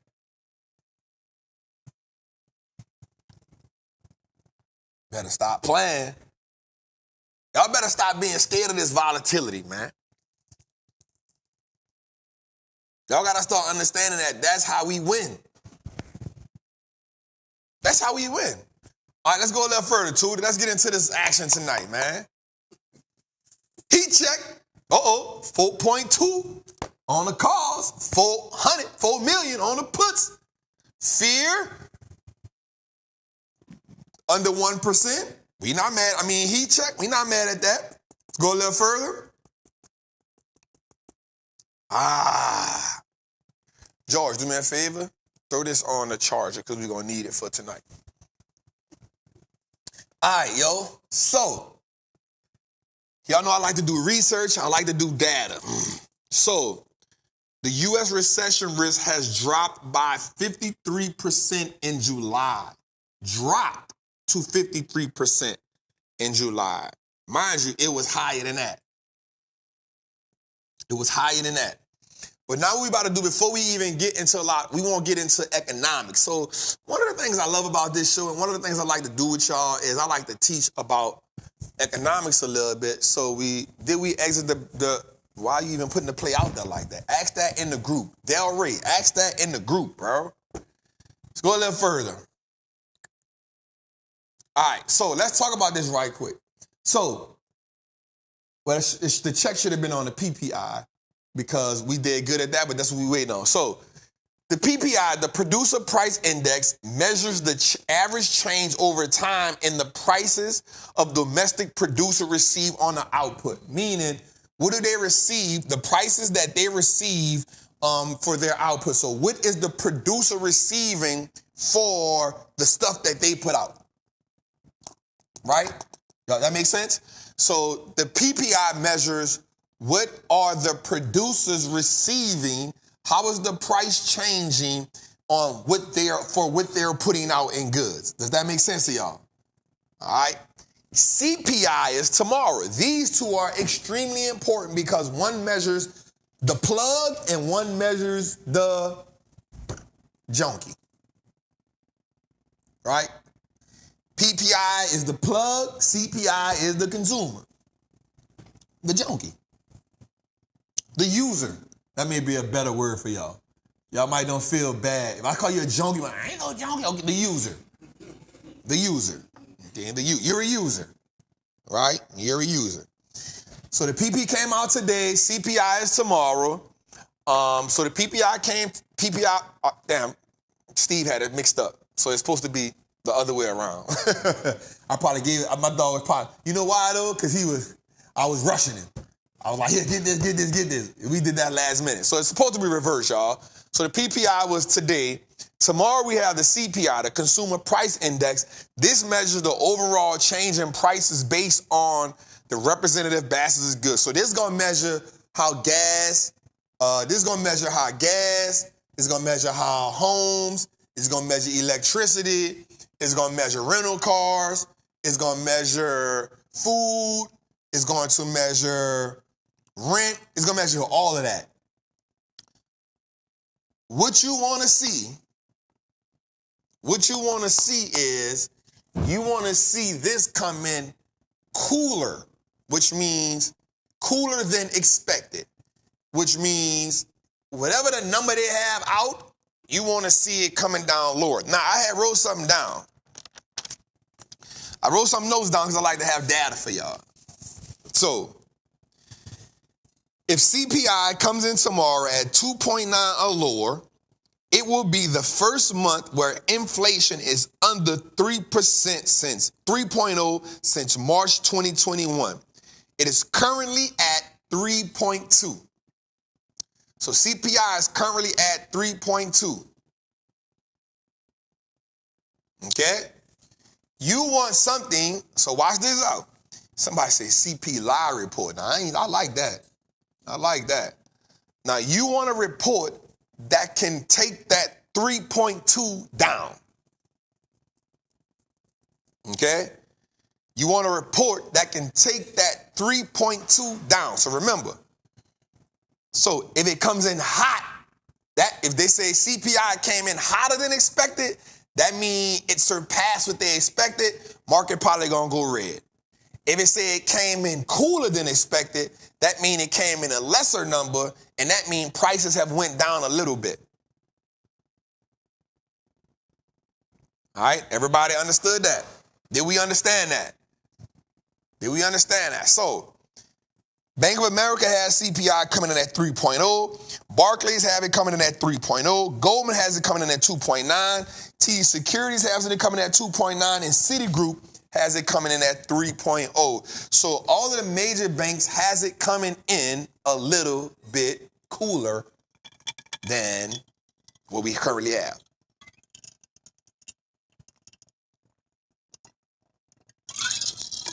Somebody says, so they gonna lie and say it's low. I don't know. So, as investors, just to give us a relief, we want cool. We want a cool rest of August so we can take some profits and prepare for September. What if it break even? That's a good question. Break even is actually good because it didn't come in hot. We don't want it to come in hot. We don't want it to come in hot. We don't want it to come in hot. All right, let's go a little further. So I actually gave us an idea. I wanted to paint some stuff out to us. So red is really green if you're a trapper. The average number of times in a year that the S&P sees significant decline from 1928 to 2024. Let's go. Bear market greater than 20, almost one, not even one whole time, right? 0.3, not even one time, right? Not even one time. Zero, so it's barely, it don't see it often in a year. We're talking about in a year. Severe corrections, greater than 15%. Half of one. Half of one time in a year. Right? And we talking about in a year. So we saying like per year. Right? So like not saying that it never happened. Right? It's not saying that it's ever happened. Not saying it. It's saying on a 1 year basis, how many times does this happen? Right? So let's go. Corrections at 10%. So 1.1. So that normally happens about one time a year. Right? That normally happens about 1.1 time a year. We can expect to have a 10% drawback. So somewhere you could guess from 15 or lower. So from 10 to 15%, you probably can see that. So 10%, 12%, 13%, you probably can see that. Once a year. Once a year on average, you're going to get that type of drawback. Right? So that means when that happens to us, you can expect it. It's supposed to happen. All right? Pullback of 5%. So anywhere between, 5%, yeah, all right, a little more than that. It's cool. 3 times. Almost 3.5 times. 3.4. So you typically can get a 5, 6, 7% pullback 3 times a year, 3.5 times a year. And last but not least, a dip. Now here's why this is good. B, this one of them ones, B. I'm gonna come in here and be like, say, B, man, let's do the portfolio, Trap.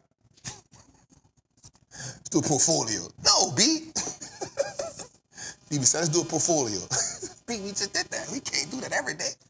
Let's do a comparisons, Trap. We gotta give them more content, B. Shout out to B, man. Follow the Wallstreet Trapper page, because B be dropping them on there. I looked at the page the other day, I was like, oh, we got some clips on that, boy. We got some hitters over there on that Wallstreet Trapper page. All right, so 3%, right? So 1 to 3% pullbacks, that's your dips. That can happen about 7.2 times a year. So now this has prepared us. Right? So 1 to 3% dip, we can see that about 7 times in a year. 3 to 5% dip, we can see that about 3.4 times in a year. 5 to 10%, above 5% to 10%, maybe once a year. 1.1 time a year. Anything above that, it gets small. Meaning it's not gonna happen like that. Something gotta be in place. So what does that tell us? That tell us we don't get bear markets every year. What does that tell us? We don't get severe 15% corrections every year. What does that tell us? We can expect a 10%, 12% correction to happen at least once a year. Well, we just got one. Also tells we can expect a 5% pullback. Remember, we had one in April. We're expecting to get one in September. And the dip, 1 to 3, we get 7.2 times a year. We expecting this to happen. So when you in this, the market just go up. No, be expecting this.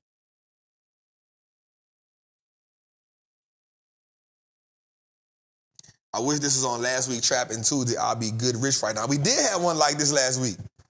We had one similar to this. We've been having one similar to this the last month. I've been putting these together for the last month. Something similar to these. Don't be using my concept as the excuse. Let's go a little further.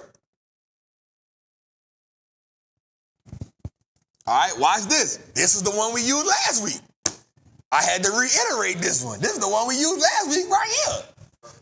Perfect timing. That was the best comment. First half rally, second half slump. S&P second half returns and pullbacks. Second S&P return after the S&P second half return after a pullback of 10% or more. Right? Watch this. The first half, if you get a 17% or more return in the first half. We said this last week. If you get a 17% return or more in the first half, you can expect to get a 9% return on average in the second half, but you also must endure a 9% pullback at some point.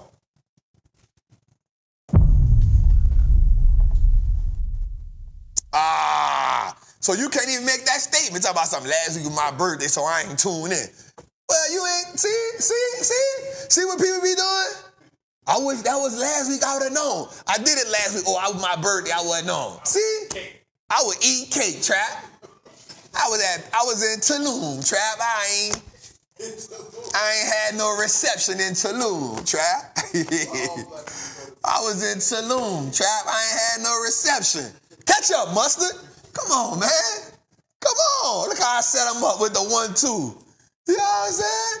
But I've been giving descriptions like this for like a month. I've been finding this type of data because it's easy when I say it, but it's easier when you can see the data that represents it. And then you like, You know what I'm saying? I ain't had no reception in Tulum, Trap. You know how it is in Mexico. I got AT&T. Feel me? You know how AT&T is, Trap. They the same ones that give you internet on that plane.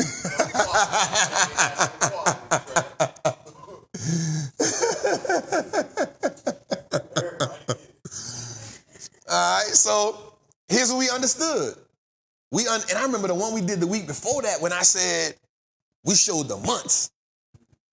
I was like, we can be expecting, if it's 9, you can, ooh, that one was good. So we was expecting,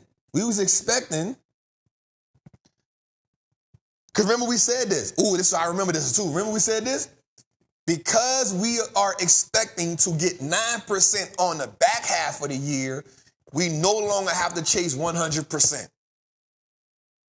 Remember when I said that? Because we know we done got 21% the first half. So we can expect 9% on the back half. That means we don't got to chase 100%ers no more. Right? But we got to endure the 9%.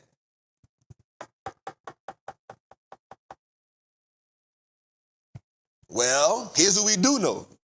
Let's go a little further, Tootie. Here's what we do know. After a pullback, the S&P returns following a 5% pullback. So the S&P performance following 39 pullbacks of 5% since 1980. All right? And then you got the average return, and then you got the median return. So in 1 month, you get, after a 5% pullback, 1 month, you get about 3%. 3 months, you get about 6%. 6 months, you get about 7%. And then 12 months, you get about 11%.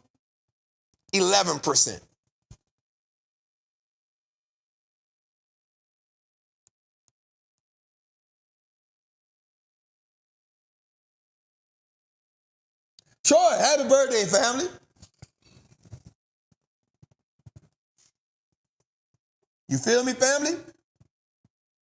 So check it out. After a pullback of 5% or more, 1 month, you can expect 3%. 3 months, you can expect about 5.8%. After 6 months, you can expect about 7%. And after 10 months, you can expect about 11%. For who? Let me know before you figure out, cause you be doing all. That's how we got in the chat. That's how we got in the chat situations in the first place. Cause you be trying to figure stuff out on your own, without running across me. You be having these. What are we gonna do today, Pinky? I don't know. Take over the world. Huh? Birthday shout out. For sure, we do gotta start. Let's start giving people birthdays and thing, man. Let's start giving them some birthday shout outs, man. Here's what I want to do too, Jose. I want to do an award show. Well, not an award show. Here's what I want to do. I want to do an event, like a 2-day event. And then in the event, I also want to award people in Trappers Anonymous and people in the Patreon. So if you're in Trappers Anonymous, like if you've beaten the market by 5%, give you an award. If you beat the market by 10%, give you an award. If you beat the market by 20%, give you an award. But you gotta show us your account. You gotta show us it. If you've had a return on a stock of 50% or more, give you an award. If you had a return on a stock of 10%, 20% or more, give you an award. If you're in a Patreon, if you've had a 100% on an option play, give you an award. More than 100%, you get like a different award. If you have like a 50%, no, I might change it. If you've made 5,000 or more in options, give you an award. If you've made after 5, that's 4 figures, right? If you've made 4 figures, that way we can make it easy. If you've made 4 figures, give you an award. If you've made 5 figures, give you an award.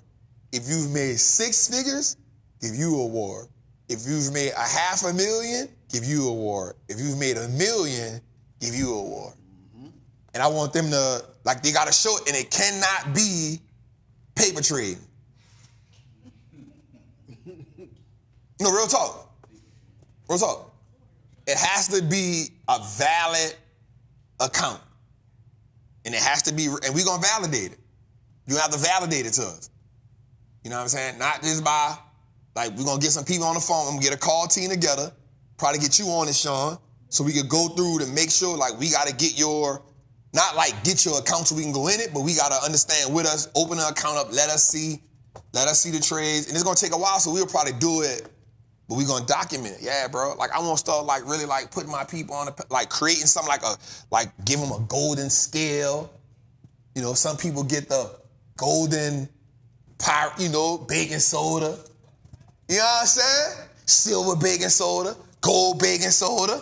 And I can pass out the participation No, you can't. award. No, you can't. The participation. Ain't no participation award. If you hit the 6, like if you hit the $500,000 of 7 figure, you get the golden triple beam. Okay. Yeah. Well, what's the name? That's the golden triple beam. If you hit the 7 figure, you get the golden triple beam. Yeah. No. You know what I'm saying? If you hit like something crazy, give you Trapper of the Year. If you do something insane, like Trap, I done hit for an M in a play. Or if I done hit for 500 or 400, like if you hit in one play, you hit like a 6-figure play or a 7-figure play, you get that Trapper of the Year. Yeah, we gotta start. We gotta turn our people, we gotta pipe our people up. You know what I'm saying? We gotta pipe our people up, man. You know what I'm saying? We gotta let them be knowing like we not, you know what I'm saying? Like we not, somebody say you shut that down quick. Yeah, I be having to shut him down. Y'all don't understand. Participation. Because if not, he'll go. He'll go. He'll keep going. He'll keep going. I gotta stop. I gotta make him be like, damn, let me go back and try that again. I got to. You know what I'm saying? So that's what we doing, Jose. I like it. We gotta put that together, man. It's a war show, but we're gonna also teach. So there's bringing in people to teach, bringing in people to do something, but then we're gonna take some time to just like acknowledge our people because this is a. What about the Hot 600 award?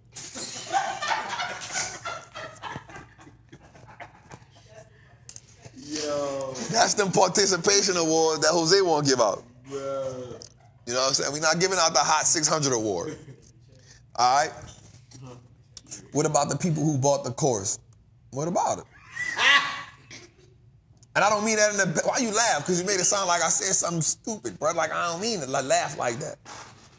I don't mean it like that. I'm saying, like, what about... Like, tell me more about it. Like, what... Because you be on it. Because that's what you be doing. That's why it's funny. Because you be on it.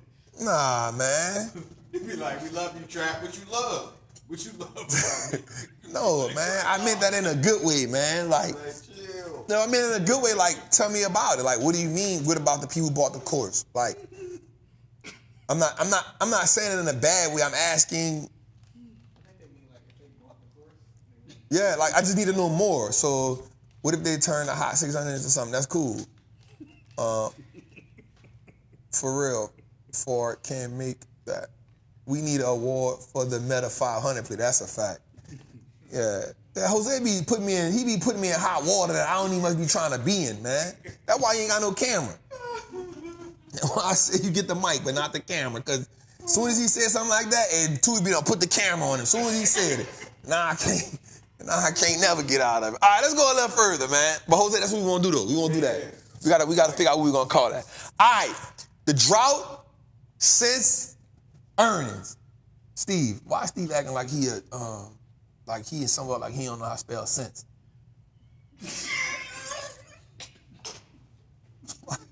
What is wrong with my dog today? My dog had a hard time today.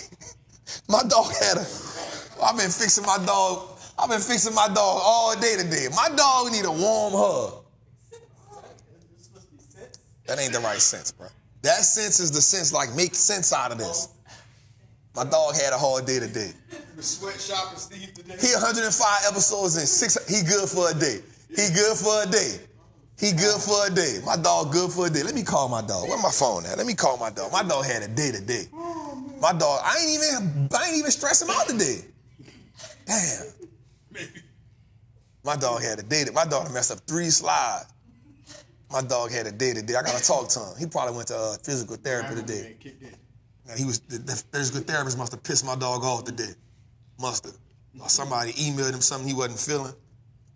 Anyway, but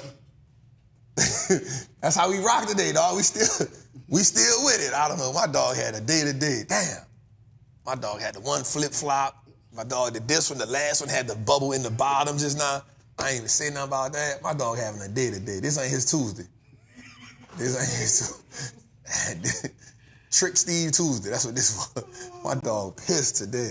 We're going to talk about that in the call in the morning. We're going to talk about that. Oh, shit.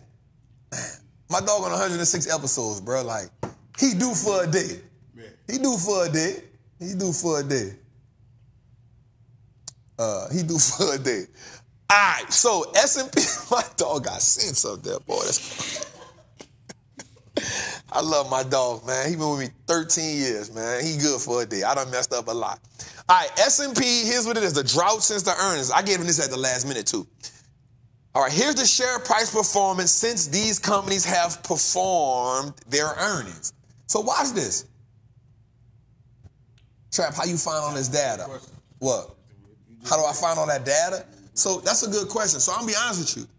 When I tell y'all that I really love this, I love this. So when I tell y'all that you can't treat this game like it's a hobby. You gotta treat this game like you know it's gonna change your life. And for me, the thing that gives me the advantage in the game is because I study the data. I study the data. I look for the data. I search for the data.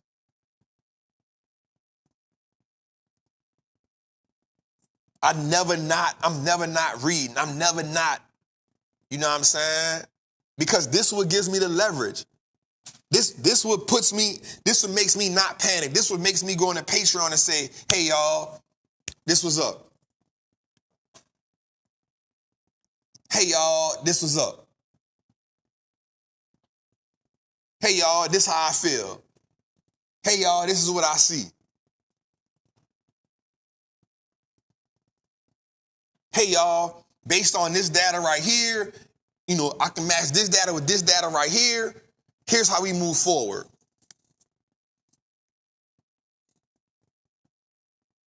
I don't really trust data on Twitter. I'm not gonna lie to you. I tell you what, I don't get data on Twitter. I can tell you that right now. 99% of my data gonna come from like a legitimate financial source. Yeah, I don't be trusting. I don't trust none of them. I don't trust none of the like Twitters and, you know, I don't be trusting it because I don't be knowing, like, people be put out a lot of crazy stuff to manipulate beginners. You know what I'm saying? And people know how to manipulate information. You know what I'm saying? So for me, it's going to always come from a credible financial source. But anyway, so here's how these things have performed based on since they reported earnings. So watch this. Since earnings, Meta is up 5%. Since earnings, Apple is down 3%. Since earnings, Microsoft is down 6%. Since earnings, Amazon is down 10%. Since earnings, Alphabet is down 10%. Since earnings, Tesla is down 19%.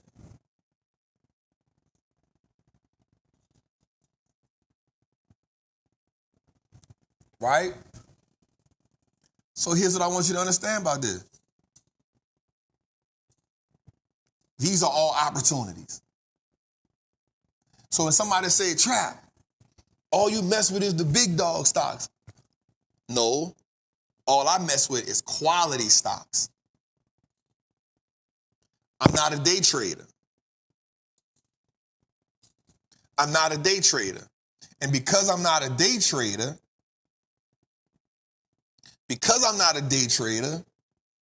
I'm looking for quality, growth, value, and a golden ticket. And those become amazing stocks for me to trade. If you got the options masterclass, then we go into what? How we put the formulas together. We go into how do we get the dates? How do we get the expiration dates? How do we get the strike prices? All of that is in there.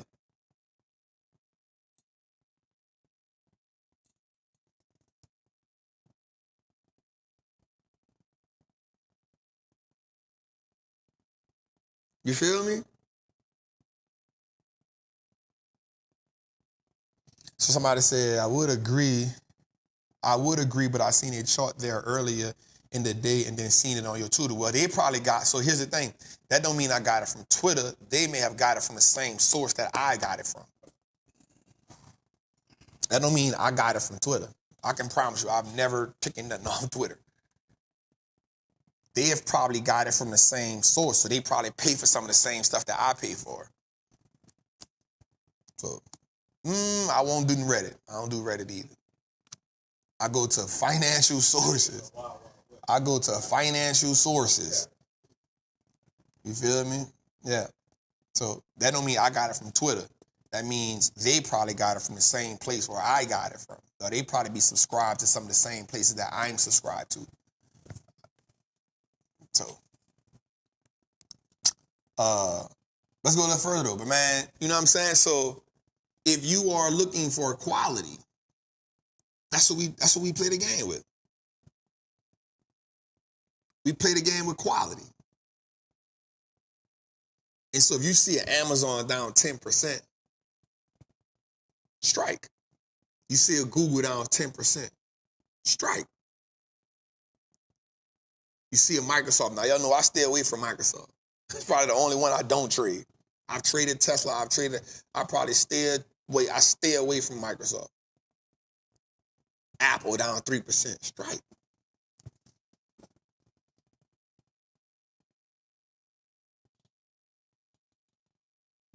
Strike.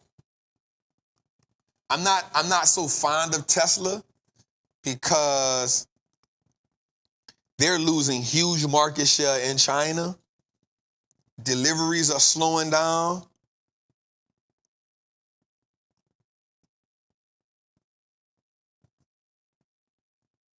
I'm not a fan of it.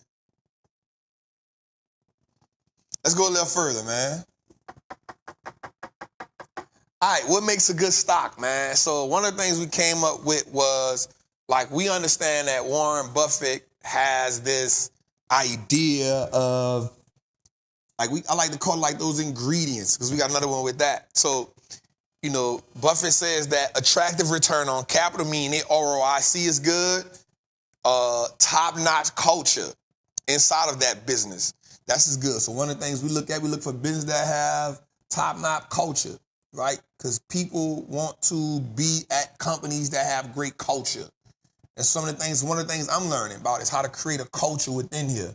The next one is enduring economic advantages. So what type of companies have advantages, right, inside of the business? Financial strength to help against external stocks, high quality managers with our CEOs and that. So here's a list of the things. So here's some great business. When you find a great one, appropriate price, load on. As per Warren Buffett in the 2019 Warren Buffett letter. You want to know where I get a lot of my stuff from too? Go find that, right? 101 essays of Warren Buffett. A lot of times I'll take some stuff, and that's why I love Steve so much, because I'll give him an idea and he can make it work. You know what I'm saying? So, you know, here's some things. Attractive, ROIC. If you're in the Trappers Anonymous community, you know ROIC and WAC are important for us, being able to manage the two. We always talk about that in Trappers Anonymous. When we talk about top-notch culture, we always talk about that in the Wall Street Trapping course, like where to find out if they have grade A culture. Enduring economic advantages. What makes the company have an advantage economically? Think about it. A company like Intel just suspended their dividend. We can't do nothing with that. We can't do nothing with a company that suspended their dividend, because that means they ain't financially strong. Right? Enduring financial strength that helps against external stocks. High quality managers. One of the things we look for is companies with great managers.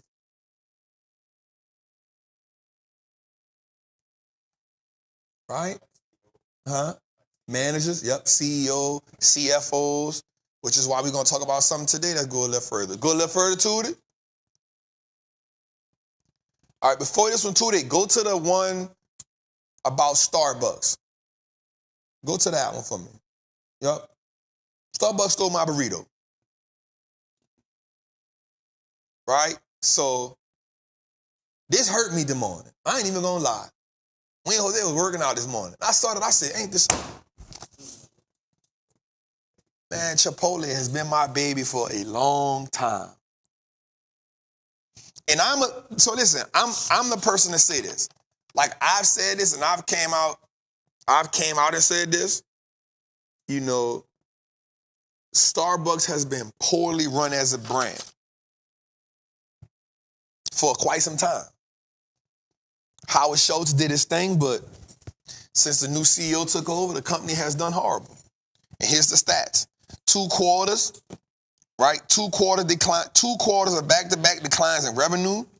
Sales, same store sales fell 14%. $40 billion in market cap loss. U.S. and international store traffic has declined. And transactions have declined by 50% or more 15% or more in the last year.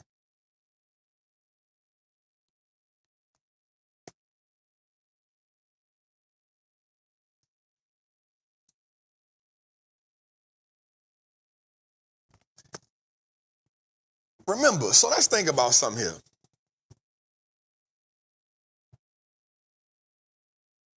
when you think about coffee in America, you definitely think about Starbucks. 100%. You don't think about it's Folgers in your cup. It's Folgers in your cup. Come on, now. Oh, dang. Steve. What he did? They thought it was me. Damn.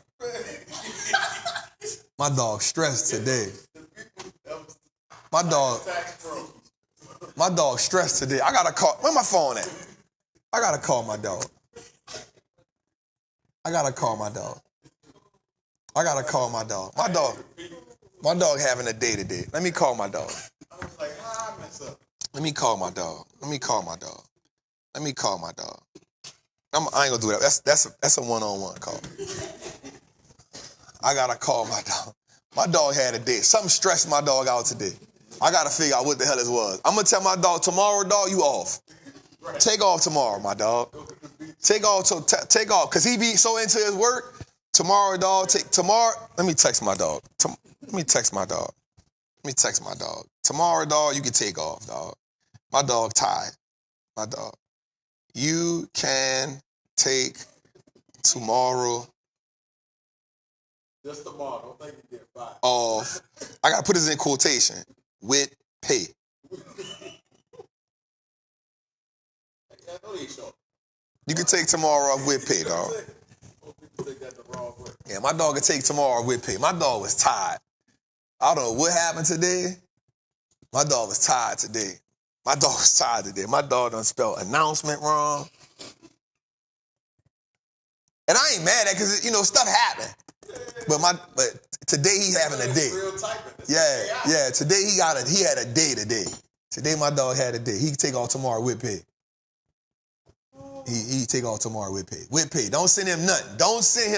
He 106 weeks in. His graphics be cold-blooded. He typing. His fonts be cold-blooded. My YouTube tomorrow, dog, take off with pay, dog. Don't even much. Don't send him nothing. Don't send him nothing. We gonna outsource tomorrow.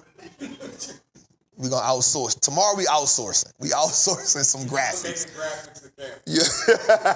Tomorrow, Jose making graphics in Canva. We outsourcing tomorrow. Let my dog had a little typo today, man. He having a day. He gonna take on tomorrow with pay.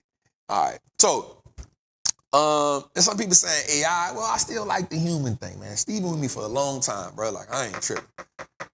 All right, so yeah, they don't got no spirit. AI ain't gonna give a feeling for what we do here. You know what I'm saying? My dog, you know what I'm saying? Let me see my dog text me back. Look at you say, man, everything good?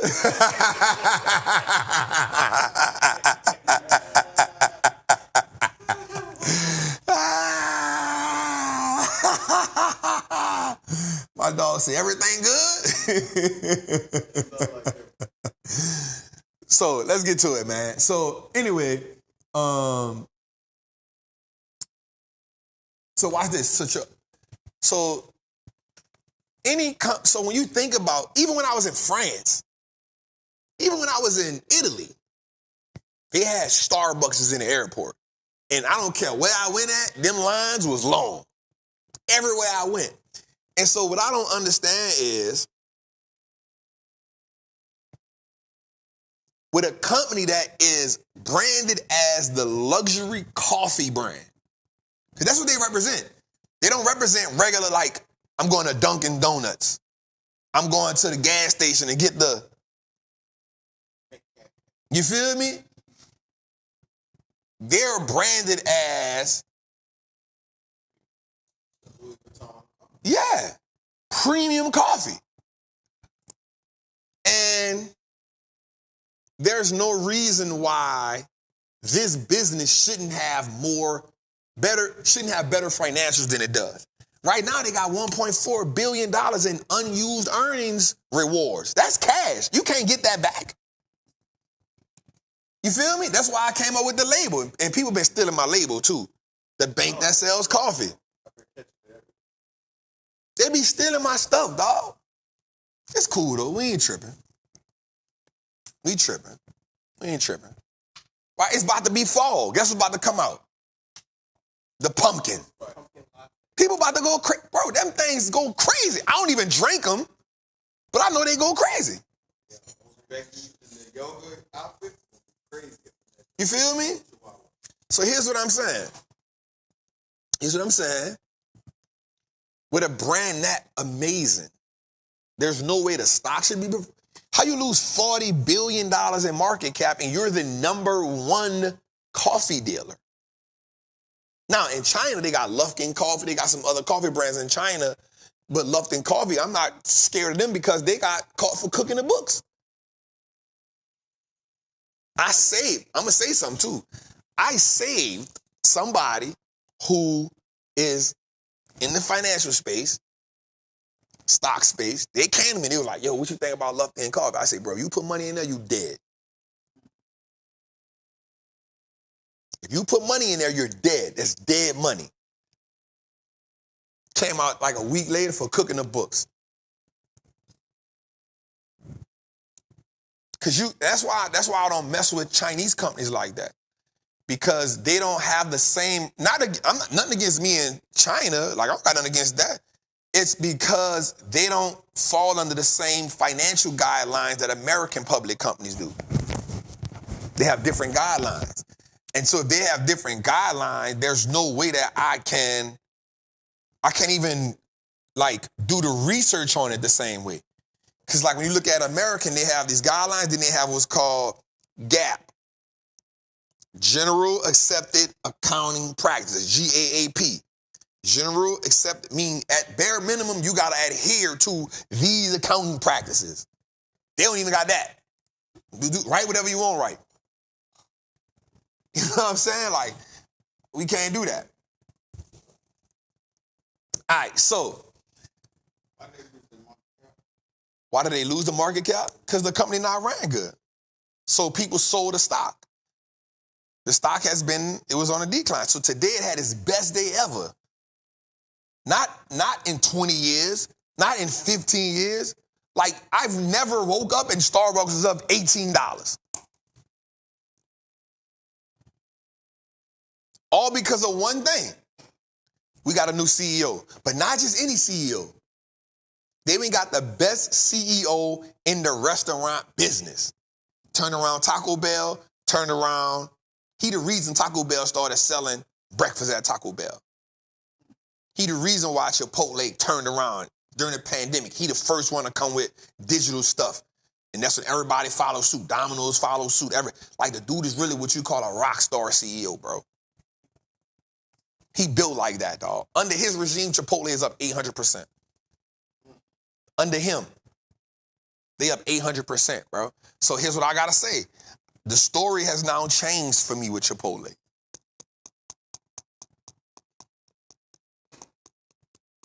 The story has now changed. I don't fall in love with no company, dog. I'm not loyal to none of them. This is a game of returns for me. That's what this is about for me. That's what this game is about for me. And this is the Bulls looting Michael Jordan. That's what this is. This is the Bulls losing MJ. Real talk, man. Now, I'm not saying that the next CEO ain't gonna be good, because what happened when Apple lost Steve Jobs? Tim Cook came. He ain't Steve. So Apple has struggled, but he pivoted the company in a whole nother direction, and it took some time. But under Tim Cook, Apple did what? Hit $1 trillion market cap, $2 trillion market cap, $3 trillion market cap. Services became 20% of the business. They introduced some new things, but they just wasn't revolutionary. They wasn't innovating. Because you cannot be a carbon copy of a great CEO. Cannot be a carbon copy of that. It's big shoes to fill. So the CEO that they brought in just now, he was already in the business. The new CEO they're going to bring, he's already in the business. He got to step up. And I just don't know if That's going to take some time. But what I will say is there's already a blueprint in play. Now, Chipotle was having issues with portion sizes, those things like that. So that new CEO going to now have to figure that out. But what I will say is this new CEO is going to bring in his whole team to Starbucks. He's going to bring in a whole team. He's going to bring in people he wants. And I promise you this, I am now a fan of Starbucks. Meaning he going to bring his own people in, meaning he probably going to get rid of CFO, he probably going to get rid of the marketing people, he probably going to get rid of it, because it's like when a coach goes into a team, y'all got to get rid of y'all. It's like what Deion did when he went to Colorado. Y'all got to go. You already showed me what the culture of this thing is. You got to go. I got to bring in people because my goal is to win here. But here's the thing I said. How much money I got to see how much money they paying him for him to leave Chipotle. Not yet. Bro, you left. Bro, this came out the blue. I said, what is this? Bro, they ain't even give him an option to match. He was like, I'm out. They must have hit him with like, boom. They must have gave him some tech company type of 100 million out the gate with a, man.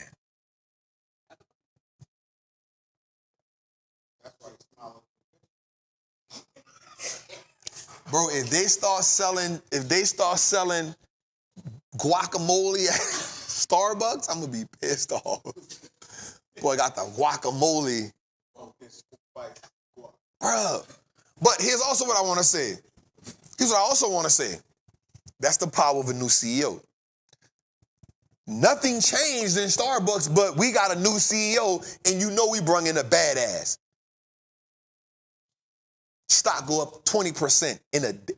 Listen, we talking about not just the best day in 15 years. This is the best day they've ever had since. Let me see something. Since IPO. Watch this. When did Starbucks IPO? 1992. On the first day, watch this. See, that's how I use my phone. I use my phone for smart stuff. Watch this. Data. Right here. Starbucks went public in 1992, June 6th, at a share price of $17 per share. It closed that day at $21 per share. Now, up until then, the biggest day it had was its IPO. Think about that. Think about that. Up until today, its best day was its IPO day.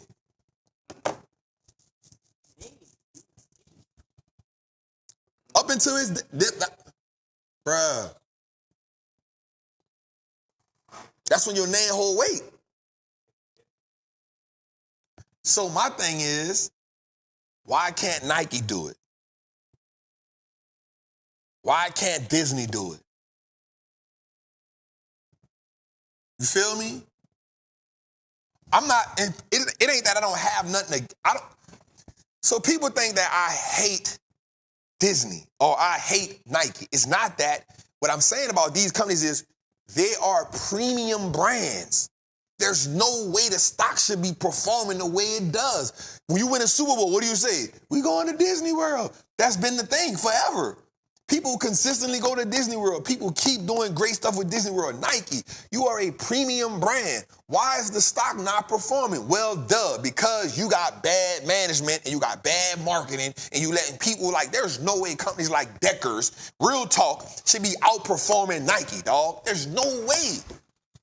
There's no way anything dealing with sports or athletics, nobody supposed to be outperforming Nike, bro. We supposed to have the best running shoes in the game, best basketball shoes in the game, best tennis shoes in the game, skating, whatever. They supposed to have the best everything. But all you got now is a brand name. And you got people like Crocs beating you. How? You supposed to have Nike slippers in the game. Nobody. You supposed to be like Mark Zuckerberg. Nobody ain't making no more acquisitions than me. Anytime a company come out trying to compete with Facebook, man, let me get that out you, man. Every time. What? Reels? TikTok? Let me get that out you, man. You ain't gonna sell it to me? Okay, bet. Lobby. And we gonna ban TikTok. We're gonna say it so much, we're gonna put pressure on everybody. And while we putting pressure on you, guess what's gonna happen? I'm about to create these reels over here. And I'm gonna make everybody on here stop doing regular pictures. You gotta do reels. You did it to Snapchat. That's why we got the stories now. Snapchat had that first. Instagram, you don't want to sell it to me? Okay, bet. I'm going to crush you. Story. That's why we get that from. Anybody try to compete with Mark Zuckerberg, I got you. How you think you got Instagram? Instagram was an individual entity. Guess what he bought them for? $2 million. Yeah, in 8 years, it was worth $100 billion. He sold for them for $2 million. Let me get that from you, partner. Come here, let me get that from you. Both of y'all. Two of y'all? It's two of y'all? I got $2 million for y'all. Less than 10 years later, $100 billion. Stop playing with me. This is what we doing. Nike, I'm not understanding. $1 billion. Yeah, $1 billion. But I was talking about the overall brand. I'm talking about the overall brand. That's what they do, dog. And that's why I always say this, yo. Business is the greatest sport ever. Business is the greatest sport ever. It's the greatest sport ever. It's ruthless. You don't go into business saying, what's fair? Bro, check this out. Them people fought like hell against Apple. You know what Apple could have really did if they wanted to really just be on some ruthless shit? Like, all right, App Store shut down. Now where y'all going? Go somewhere else. Boy, they could have killed it. They could have killed them people. If they wanted to just be on some, y'all playing with me? All right, I'm going to shut the App Store down because I'm still making money off everything else I got going on. Go to Google Play. Let's see how that works for you. But they ain't do that. Apple said, okay, all we want is 30%. All right. They still fight. They want a piece of it. Apple got to go to the EU. They got to, bro, I'm telling you, like, business is a ruthless game. Nike, there's Disney. How is you negative? How is this company like this? Bro, you're Disney World. You're Disney World. Today, go to the Disney World one. Watch this, bro. This is crazy. So I just saw something. So Disney goes bigger. I just did this. So Disney is about to add, they about to add 4 more rides inside of the parks. They expanding it. 4 more huge rides inside the parks, and they about to add more cruises to their cruise ships, going bigger. Bruh, why instead of you doing that, won't you fix the business model? Because you got to spend more money. Fix the business model. Bigger don't always mean better. You burning money. You not making no money on streaming. Bob Iger, you try to kick Nelson Peltz out. You did. You got the people to go with you. And the man said what he said. He said, hey, listen, it's because of me that the stock going up. He said, no, he not. Let's just see something right quick. Let me just see something right quick. That was 2 months ago. Let me see something right quick. I'm in a rant right now. Watch this. Disney stock was up 10%. It was up, no, I'm lying. It was up more than that. Let me see, let me do something, year to date. So watch this. Let me show y'all something. Watch this. So it's down right now. Year to date, Disney stock is down. 4.5% is down year to date. Watch this. In April, the stock was up 30%. That was the high. March 28th, the high, Disney stock was up 35%. It was $122. Nelson Peltz came in early in the year and said, hey, I'm about to put my stake in Disney. This is what we doing. Think about this. March 28th, Disney stock was up $32. That was 35%. Nelson said it. The stock,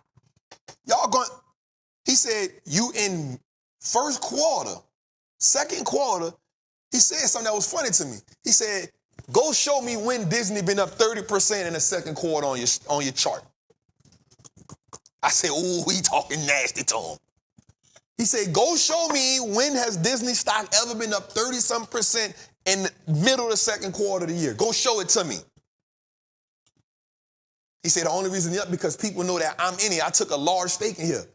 And all he said was, I want to get on the board. You are doing some things wrong. Guess what Bob Iger said? Disney gave Bob Iger a whole bunch of millions of dollars, right? He on TV talking about the people who writing, they need to come back to work. They tripping while he's in front of $74 million yacht. How you gonna tell somebody to come back to work and you sit in front of your yacht? They being, what's the word? Egregious.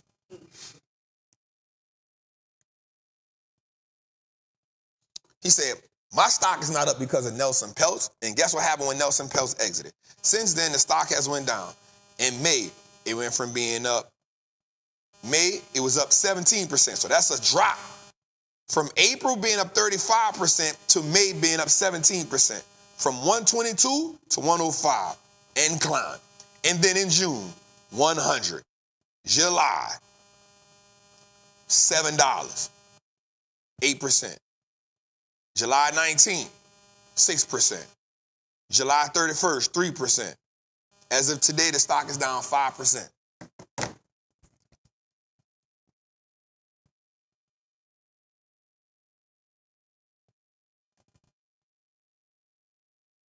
You losing $1 billion, bro. They've been losing Listen, this threw me off. They losing like $1 billion a quarter.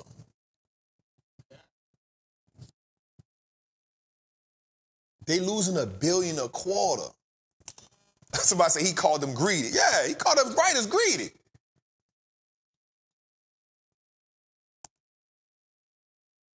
When all the man was saying was, bruh, and he said the same thing that I've been saying. Brands like Disney's are truly like iconic brands of America. I'm not saying that it's being run poorly. Like, bro, Disney got its own island. They got their own island. They got their own cruise ship. Bro, they don't even belong in the cruise business. But they got the Disney cruise. Not Carnival, not Norwegian. Disney got their own cruises. Bro, when you go, I'm not gonna lie, I think I spent $19,000 for that room and the tickets for me and my daughter, and then we stayed on Disney where we just had to walk to the park. We ain't had to do nothing but just out the hotel walk. I'm like, damn, Disney high. I bought one room, it was a big old room. They was on one side, I was on the other side. It was like $19,000 for that. And until like, damn, Disney high. 1,000. Yeah, I bought the big room, and we had the 3 days of like just walking, anything they wanted to do. It's like 19 grand, dog. I was like, damn, Disney high. Stay for 3 days. Everything in there is super inflated. You had to pay for your food. I can't remember. I can't remember. I don't want to lie. Out of a Disney cup for free. But think about this, though. And even with the get in the line fast lines, the lines were still long. Yeah. And we still couldn't do everything in a day. So here's what I'm saying.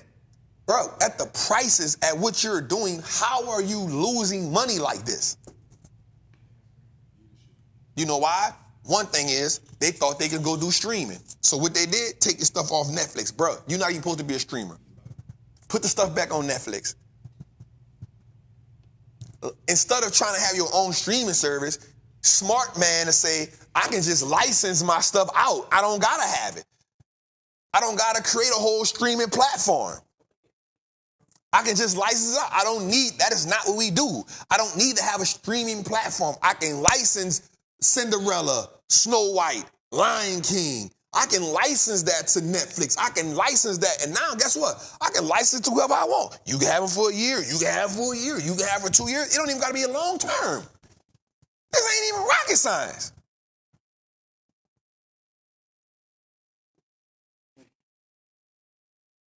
It's not even rocket science.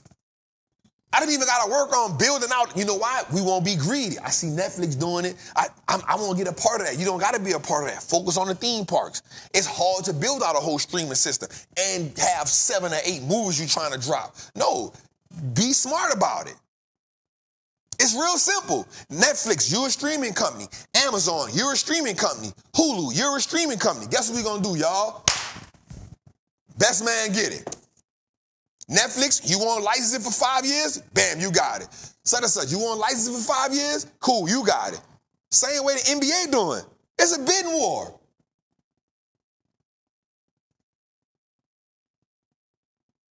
It's a bid, it's not even hard. Let's not try to build our own streaming platform. Let's license that out. That's free money because we got the content anyway. And let's focus on how do we fix what's going on with the rides? How do we fix what's going on with this? How do we keep putting out great movies? This will happen when you get a company that won't do too much stuff. You don't got no business trying to do that. And the streaming business is where they losing most of their money at. It's where their largest losses are coming from. Now think about this. How can you have that much loss coming from streaming when your theme parks are the biggest thing that you have? Because it's extremely hard to build a digital platform. I ain't gonna stay there too much longer. But a new CEO, CEOs will make a company really, really great. Let's get into flush it or flip it, man.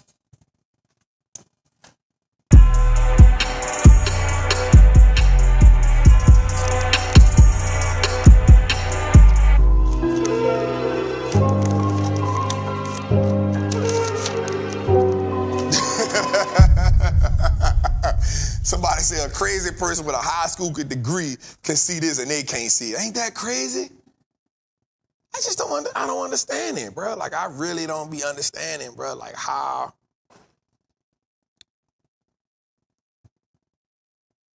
that happens. I don't.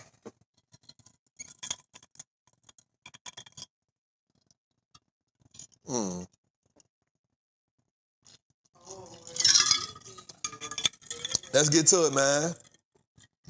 All right, man, let's get to our flush it or flip it. All right, so first on the list is ADI. All right, let's go, man. Analog devices, right? So analog devices, Jose, is a semiconductor company which engages in the combination of analog, digital, and software technologies into engineering solutions. Its products include analog and mixed signals, power management and reference, amplifiers, radio frequency and reference, sensors and actuators, and a digital signal processing system. Jose, the company year to date is up 10%. 1 year is up 18%, and in 5 years is up 90%. We are going to flip that. You see my squad can leave me like that? We're going to flip it. Huh? We're flipping 55%.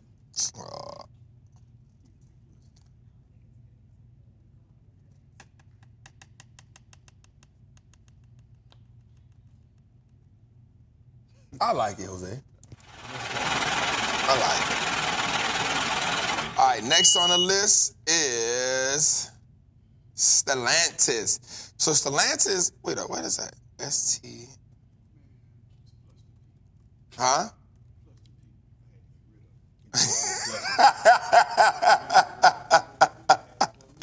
What'd you say, cuz?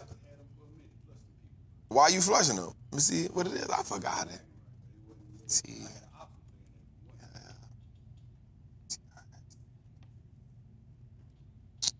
I had it on.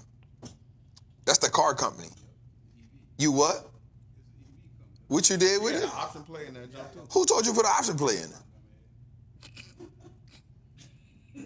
That wasn't smart, cuz. Let me see. All right. Why my phone stopping? I don't know why my phone's stopping. All right, there we go. It went through. All right, so let's go through it. Stellantis, cuz, it engages in the design and manufacturing, distribution, and sale of vehicles. It offers its products under the Abarth, Alfa Chrysler, Dodge, Fiat, Jeep, the Ram. The company was founded in 2014. Jose, 1 year they down 33%. Wait up, cuz. You ain't pay attention at all in the options master class. Explain himself. He did it on Robinhood. Of all companies. Running options play on Stellantis. So I just want to get this out of my mind. So this man, cuz. Hey, you didn't tell him to do it. This man sit up here and watch us put 1 million plays on the board. And of all the plays, he go find this company, Stellantis, to do an option play on.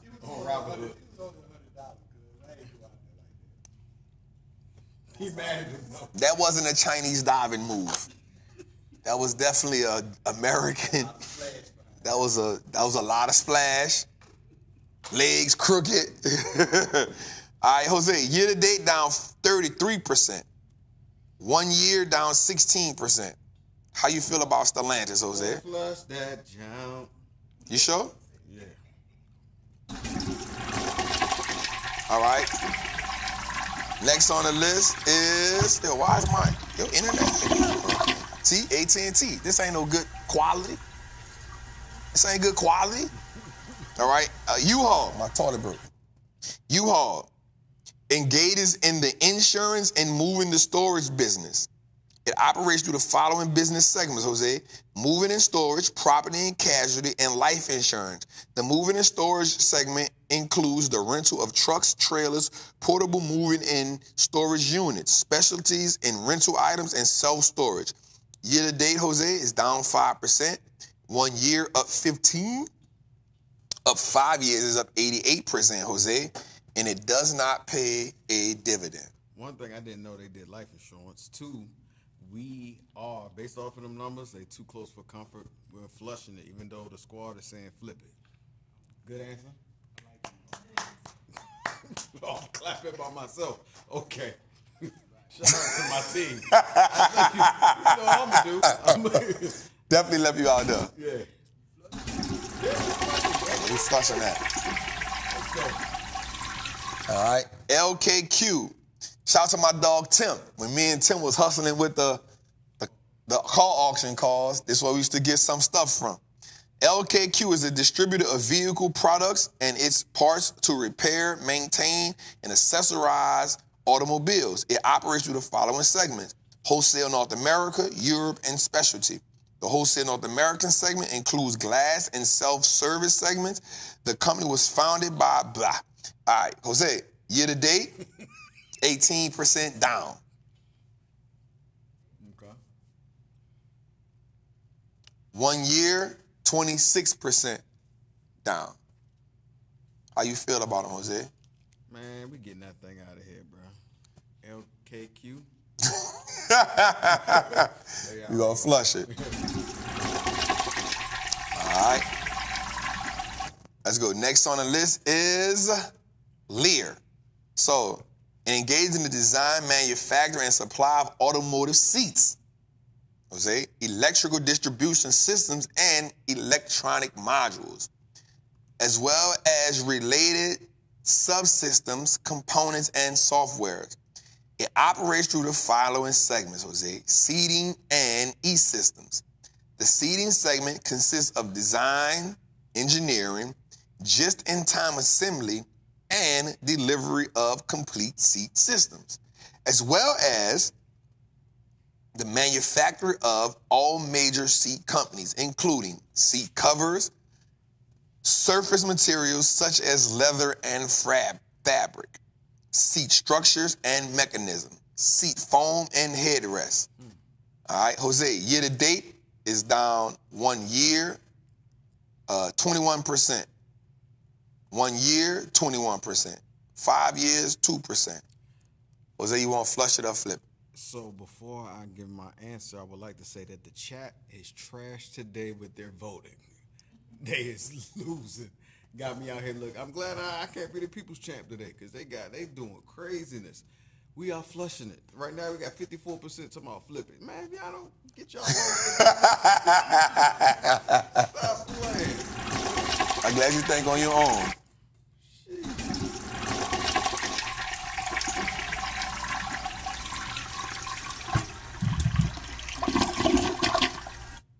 All right, let's go a little further. Next on the list is Blackstone. So, Blackstone, watch this. Oh, why I get Blackstone? Well, let's go to Blackstone, then we do TJX, since I already pulled it up. It operates through the following segments: real estate, private equity, credit, and insurance. The hedge fund solutions. The real estate segment includes management of opportunistic real estate funds. The private equity segment consists of management of flagship corporate funds. Also, they are the largest fund in the game with over $1 trillion in assets. Jose, year to date, up 3%. 1 year, up 36%. 5 years, up 184%, Jose. And they pay a 2.62% dividend yield, Jose. Yeah, I'm about to say, we getting money with Blackstone. We had a rough year, but we're going to get money with Blackstone.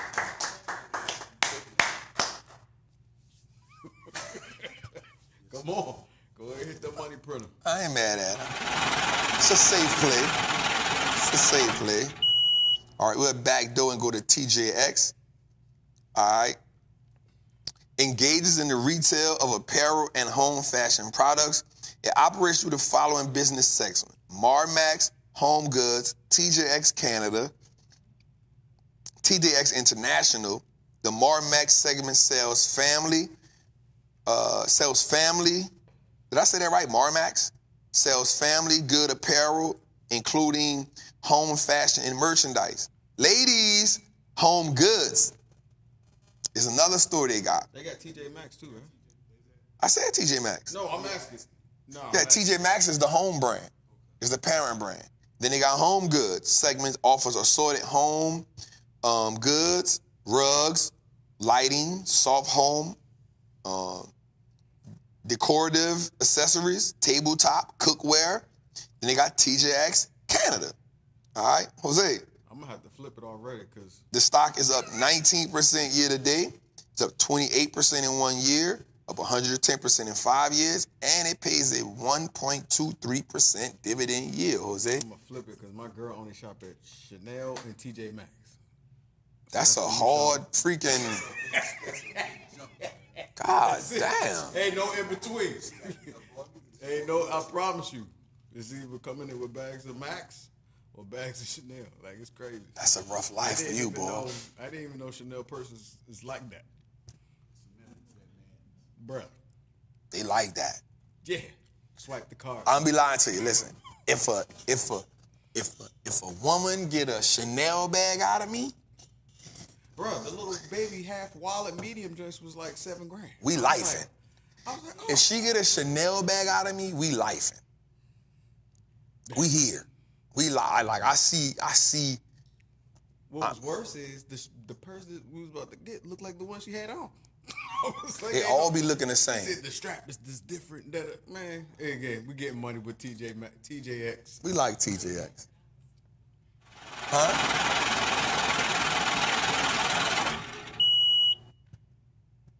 So I think every I think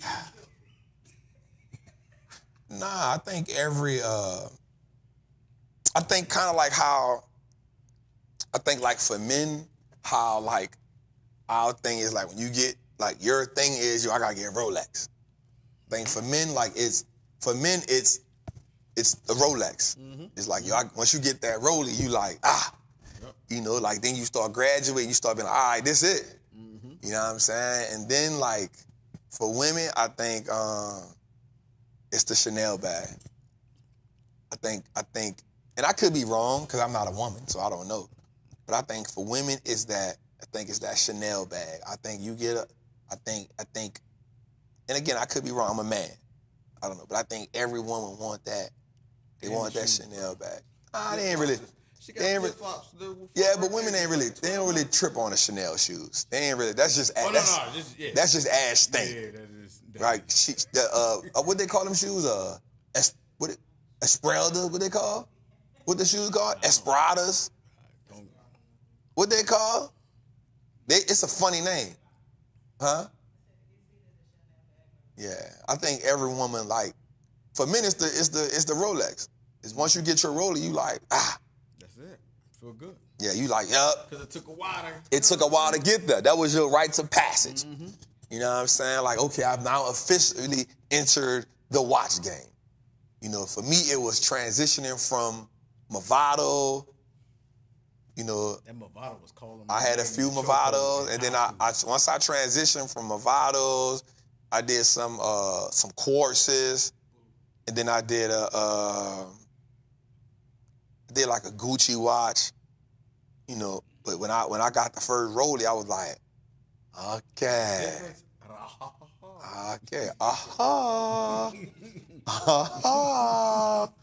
So I think for women, it's the same thing. I think it's the Chanel bag. I think they get that Chanel, that first Chanel bag. It's like, oh, you know. Yeah, Birkin is way over Chanel. That's a different. That's a whole nother. Yeah. That ain't for everybody tax bracket. Yeah, that's a different. Right? That ain't the introduction. Yeah. You know, your introduction to purses ain't a Birkin. You know what I'm saying? If Leah ever come to me and say Birkin, I'm gonna kick the piss out of her ass. That's beyond go together. Birkin, you know what? I'm on your life insurance. Yeah, that's a fact. Birkin, then I'm on the trust and everything. I'm on the trust, you know what I mean? Anyway.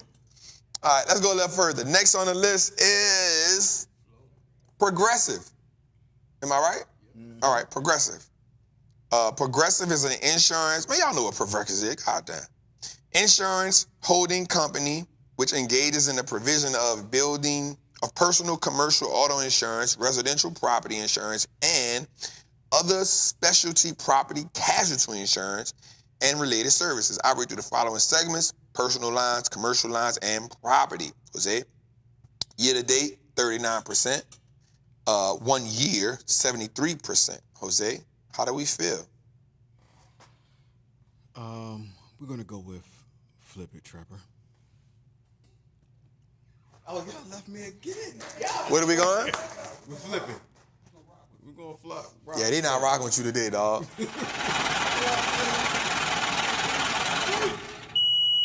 All right, let's go a little further, man. Let's get into it, man. What we got?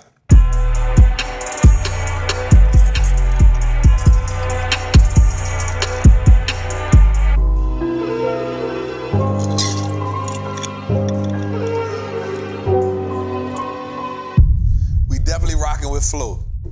You know what? That's some of the best marketing ever. What Progressive did with Flow. That's some of the and you know what's mess up, man. And you know what's crazy? I've never even, you know how you see people take pictures with, like, I've never seen nobody like, oh, look who I'm with, y'all, Flow. Probably look different in real life. How? Outside of her, she probably made up, she look different. That's why you ain't never seen. Cause she really have that, like, not perfect is not the word I'm looking for, but like that real, like, she fits that character, like, face. So she might do look different.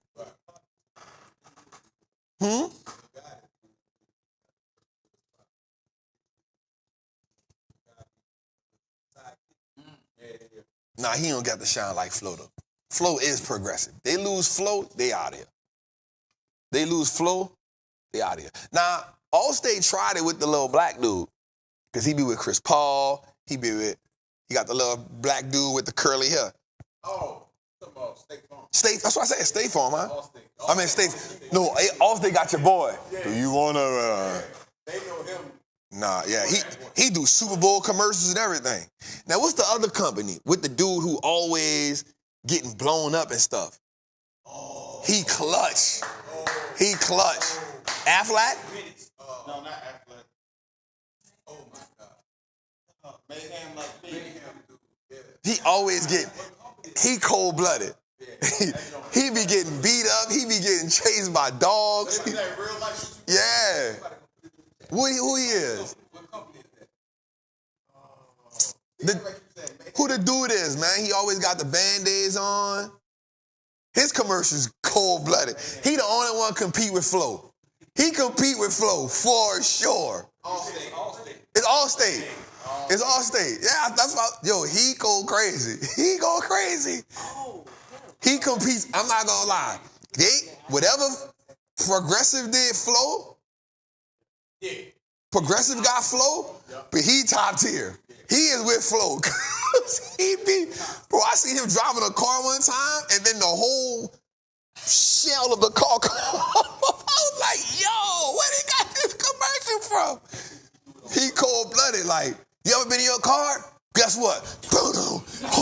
No, that ain't never happened to me in the car, dog. I don't want that. If that happened to me, I'm pulling up at the car dealership with my pistol. I'm pulling up with my pistol. If what just happened to you happened in my car, there's somebody about somebody. Bruh, like, where did you get this from? That is crazy. Nah, I think he the one. I think him, Dean from Oz. That is a fact. That's a fact. He played in Oz. He played in Oz. He played in Oz. Boy, you don't remember no Oz. Not the Wizard of Oz. And he said, oh.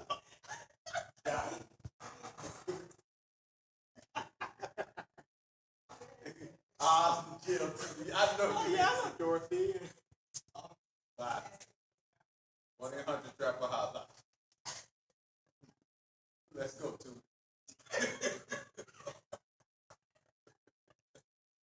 Yeah. Nah, they don't know what just happened. So I said, oh, he did. He was Dean from Oz. Because I kept seeing him like, yo, I know this dude from somewhere. And he said, oh, yeah, I do know him from Oz. I said, not the Wizard of Oz. He said, oh. Damn. That's crazy. That's crazy. All right, let's go, man. Oz was the shit. What his name, Adebisi? Yep. With the hat that never came Bro, how that hat never moved on this one side of his head. I don't know. That's the first person. He was worse than T.I. because he had a beanie. At least T.I. had a hat. That boy had a beanie that didn't move. Come on, Adebisi. Let's go, man. Let's go. Twitter, let's go, man. 1-800-TRAPPER hotline. Hey, Trap, this is Nikki.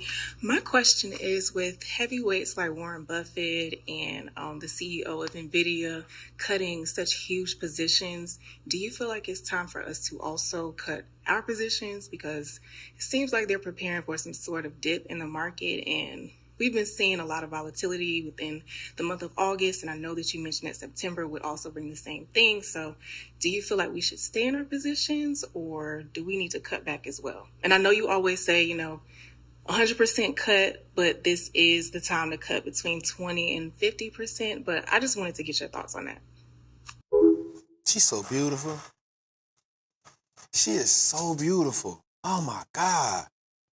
You see them locks? Oh, that ebony skin, man. That was a warm hug right there, boy. I felt it.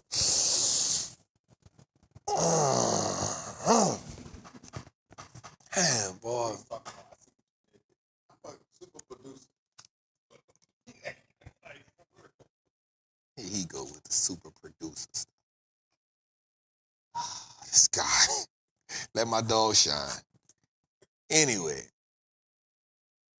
that was you beautiful, queen. Let me just say that. I love when the queens come ask questions, man. Anyway, so to answer the question, queen, now remember when we talking 100%, we talking about in the options game, not in the buy and hold game.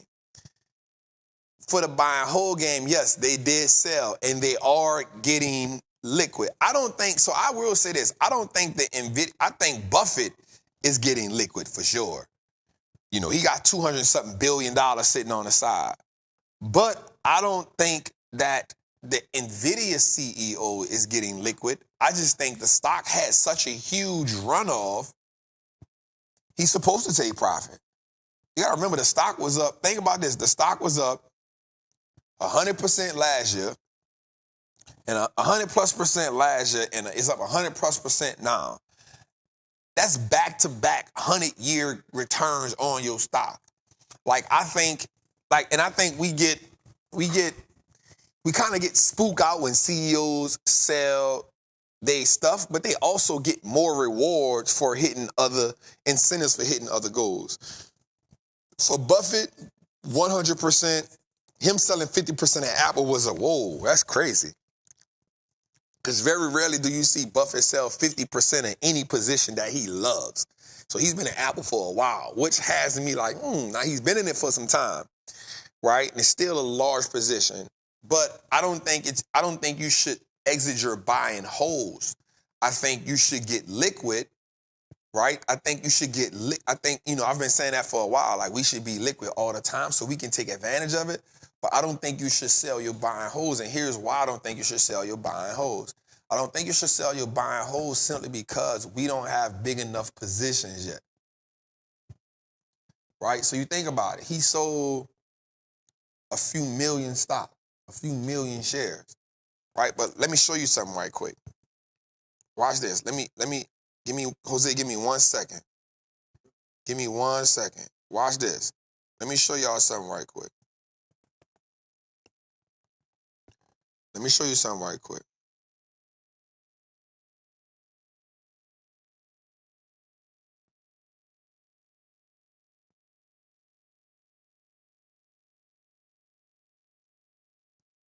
So he still owns 789 million shares of Apple.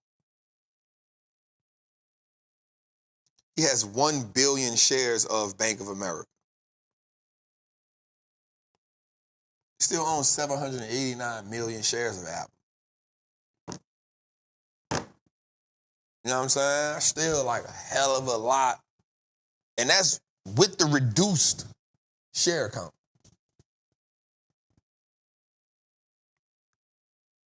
You know what I'm saying? So, again, if you're talking buy and hold, no. If you're talking options, that's why we said it's not that 50%. That's why I say it's not that 100% market. I think she talking options too, Trap. We talking both cases, though, because the queen didn't specify, so I'm covering both, right? And again, I was about to say that, but he said it. That's why we tripping, but y'all didn't listen to the Berkshire Hathaway meeting. Because in that meeting, he said, we're going to trim our position in Apple. That's why I teach the trappers to, like, we got to listen to these things so we can understand what's going on. That way we're not surprised, right? We're not surprised. Like Buffett told us he was going to trim some Apple. He's sitting on $200 billion in cash. We okay with that. But to answer the queen, yes. So I think we should be liquid. I don't think you should sell any of your buy and hold positions that's performing well. And the reason why I say this is because, like, the goal is to go 100 shares and then get you 200 shares. And then your next 100 to 250, from 250 to 500, from 500 to 1,000. That should be your goal. Your goal moving forward, end result should be 1,000 shares of every company you own. And let that be your goal. You go 100. Once you go to 100, you make sure you got 100 of all your companies, and then you go to 250. 250. Then you make sure you get 250 of all your companies. Then you go to 500, and then you go to 1,000.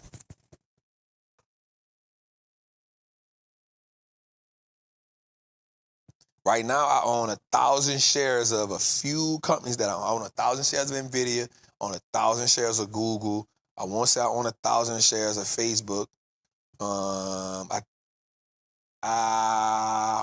lying. I own 600 shares of Google. I own 500 shares of Microsoft. So I got to get that up. I think I own 700 shares of Eli Lilly. Right. So the goal for me right now is I need to get 1,000 shares of all the companies because those will be the things that move my portfolio. So you think about it, you think about somebody like Buffett selling, 40 million shares, 50 million shares or something. That is a lot. That is a lot. But not when you own 800 million, you know what I'm saying? I'm telling y'all, this is the wealth game. This is the game for us. And that's why we use the options market. And that's why I say this, and we get excited about the options market and all that. But I get excited for a different reason. I ain't gonna lie. I get excited about the options market because I just want y'all to see me run it up to 10 million. Whether it take me 2 years or whatever, I just want y'all to see me run it up to 10 million. And I want y'all to sit back and be like, damn, I watched that start at 400,000. He went from 400,000 to 1 million, 10 million. I want y'all to see that. But buy and hold will always be the catalyst to how my wealth is built. It will be the catalyst. I'm going to take money from the options market and put it right over on the other side. I'm going to take money from the options market, put it to the other side, because it's going to go in my primary account. Not my recession portfolio, my primary account. Where my big account at, where my daughter account at, where my Roth IRA at. That's my primary account. I'm putting money over there every time I get a chance. I never stop putting money over there. 10,000 here, 15,000 there. I put 2,000 for what that was when everything fell down. I put 150,000 over there. I gave my daughter 75. I took 75. I bought her at $101. I bought her 200 shares of NVIDIA. That cost me 20 grand. It's at 115 right now. You know what I'm saying? I'm always over there. But I don't talk about that because that's my primary account. I do what the hell I won't do with that. I don't gotta show that. You know what I'm saying? But for my daughter, I definitely I'll be knocking her account out like crazy. Right? But for the recession portfolio, it's something different. Right? That's the one I let y'all see every week because that's the one for the show. But for me, buy and hold gonna always be the primary reason how we build our wealth. And then we use, like you said, triangle offense. Somebody that know that, the triangle offense. We turn income to wealth. We go from buy and hold to options. That's how we play the game.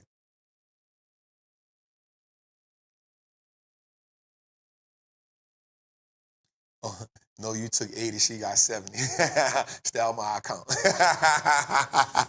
I always got to give myself a little more, you hear me? Because one day she going to ask me for a goddamn Birkin bag, and I'm going to go right to her account. Get that shit out there. I bet she changed her mind. She did it to me recently. She was like, Daddy, I said, go to your stock market account. She was like, I don't really want it that bad. I know. Women. Learn at an early age. Don't spend your money. Spend my... You know what I know my daughter going to be? She going to be one of those, I'm going to call my daddy. I'm just call my daddy. I know that's going to be her. Trap, have you found an easy way to do that? Mine's go from E-Trade to bank to Charles. I go straight to, that one's still with E-Trade, so we go straight from Charles Schwab to there. So let's go. Next one, 2 day. I hope I answered your question, Queen. Here we go, Jose. What's up, Trap? It's Andrew and Anthony, and we have a question. What are the core values you have built to handle volatility in the market? We have been programming our minds to equal to more share. A man's character is revealed in times of adversity, not in moments of comfort. All right, I see you. Right. 2. The fears we don't face become our limits. Every champion was once a contender, who refuse to give up. Last but not least, billionaires lose millions to become billionaires. Millionaires lose thousands to become millionaires. Poor people don't want to lose anything to become rich. Please enlighten us on Trap's ability to stay strong in the face of adversity. Thanks, Trap! So first of all, they so dope. There's a lot that happened. But y'all tricked me. Y'all tricked me at the end. You tricked me at the end and I don't like it. Because I fell for it even though I know it ain't real. You feel me? First of all, I think that's their daddy, if I'm not mistaken. Their daddy be having them. Pops, shout out to Pops, man. Salute to. Let's give a shout out to the parents. Let's give a shout out to the parents, man. I'm gonna tell y'all something, man, and stay away from my daughter. Stay your ass away from my daughter, talking that talk, because you know she gonna want to hear it. Stay away, right? But shout out to Pops, man. Shout out to the parents right there, because they definitely getting it over there, man. Definitely getting it. We love to hear that. They gonna be young. You looking at the next billionaires right there. You looking at, and Daddy, you ain't did nothing but remix my sayings. You think I don't see it. I heard my sayings in that remix, Daddy. I ain't mad at you, but Daddy, you remix my sayings, you heard me? Some of my core values is, one we said today, volatility is the assets for the poor man. Another one is we make more money in a drought. Core principle. You make more money in a drought. And the reason why is because, you know, we understand. So let me give y'all perspective, right? Because I think when you're talking to, like, first of all, that's so dope, man. Like, he hit me with that was cool. That was freaking cool, yo. And he hit it with the hand. You know what I'm saying? He cold-blooded, you know what I'm saying? I think that the best thing for y'all, too, and everybody, is to understand that when you see red, you're really supposed to see green. Right? Like, we know when the market run up, right? And we can be active, but when you see red, it is the best time. Watch this. Seeing red is the best time to buy the companies you want at a discount, but seeing red is the best way to get 100% on an option play easy.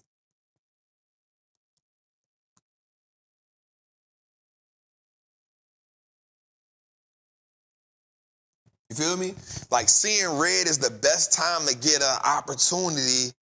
Like, I remember when I put up one of my plays when I was up on NVIDIA big, and it was like, all you did was buy when it was on the low. I was like, isn't that the purpose of what we doing? You ain't really smart. You don't really know what you're doing. All you did was load up on it in a dip. I was like, but that's the nature of the game. That's the true nature of the game. So if I can tell you anything, you know, without even getting into my options masterclass or anything like that, when you see red like that, that should be the time you should be, you know, like a hyena. You should be like on a prowl. You should be trying to figure out where to deploy all that money you got sitting on the side. You know what I'm saying? And so that would be one of my things for you too but also is don't let the pressure, I want to make sure I say this right for you. Don't let the pressure of the market expose the emotion of your pockets. Right? I want to make sure I say that right. Don't let the pressure of the market expose the emotion of your pockets. And what that simply means is a lot of times, because a lot of us come from poor middle class,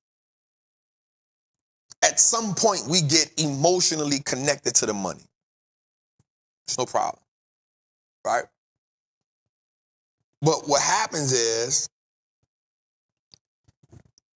pressure busts pipes 100%, but pressure also cuts diamonds.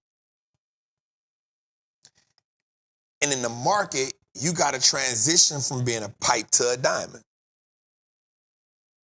And you got to be willing to say, this pressure is what's going to shape my first million. This pressure is going to make me get the best return I ever had before. While other people running away, and here's what's going to happen in the pressure, because nobody can ever determine where the bottom is. I never try to determine where the bottom is. I try to look for back-to-back things that give us a sense that the needle is moving in the way that we need to go at. Which is why when I saw NVIDIA get to like 105, I was like, bro, it's easy. And I said, we are one more day away from it going to under $100. And I was like, bro, once it hit under 100, I'm unloading. I don't care if it hit $99.99, I'm getting it. It got all the way to $92, and I was so mad that I could not get that because I said, this is it. Now, here's the thing. If I get it anywhere under $100, I'm loading the boat. Let's say I would have put 300 contracts on it, but guess what? When I got it, let's say I got it at $97. Well, it went all the way to $91. I'm okay with that. But now look where it's at, $115. So imagine me getting it at $95, $97. I got 200 contracts, 300 contracts on it, and it's at $115. Yo, I'm ahead of the game. Right? And so what happens is it's understanding that there's pressure points that but I don't cherish. So when we say don't let the pressure of the market expose the emotion of your pockets, it's saying that you have to now be financially calloused. Meaning, I watched the account go all the way up to 4.8 million. And by July 31st, it was at 3.6 million. And at the lowest this year, well, from that, it was at 2.9. It's now at about 3.4, right? I didn't let it get to 2.9 and start panicking. I was like, all right, well, we sitting on $700,000, $800,000 on the side. Well, it's a good time for me to deploy it. Let me figure out the 5 or 6 companies I want to hit, and let's make some moves on them. So don't let the pressure of the market expose the emotion of your pockets. And the way you do that is by making your pockets financially callous. One of the ways to do that is I don't put money in the market that I need to survive on. It's one of the easiest ways to make money in the market because you now disassociate your feelings with what the market does. You feel me? Don't put money in the market the money that I got in the market, I don't need it. That's why when I was doing the thing, the lady said, well, I know the market, but don't do that. I don't care what the market do. The market ain't got nothing to do with what else I got going on. Because if that thing went to 0, I'ma still be all right.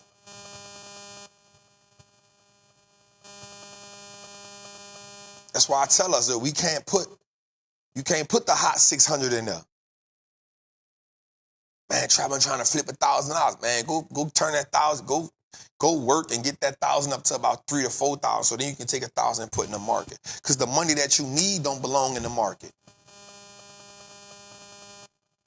I'm going to say that again. The money that you need don't belong in the market.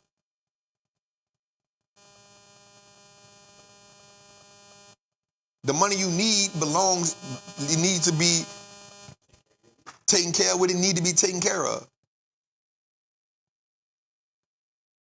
And as much as I say that, people going to ignore it.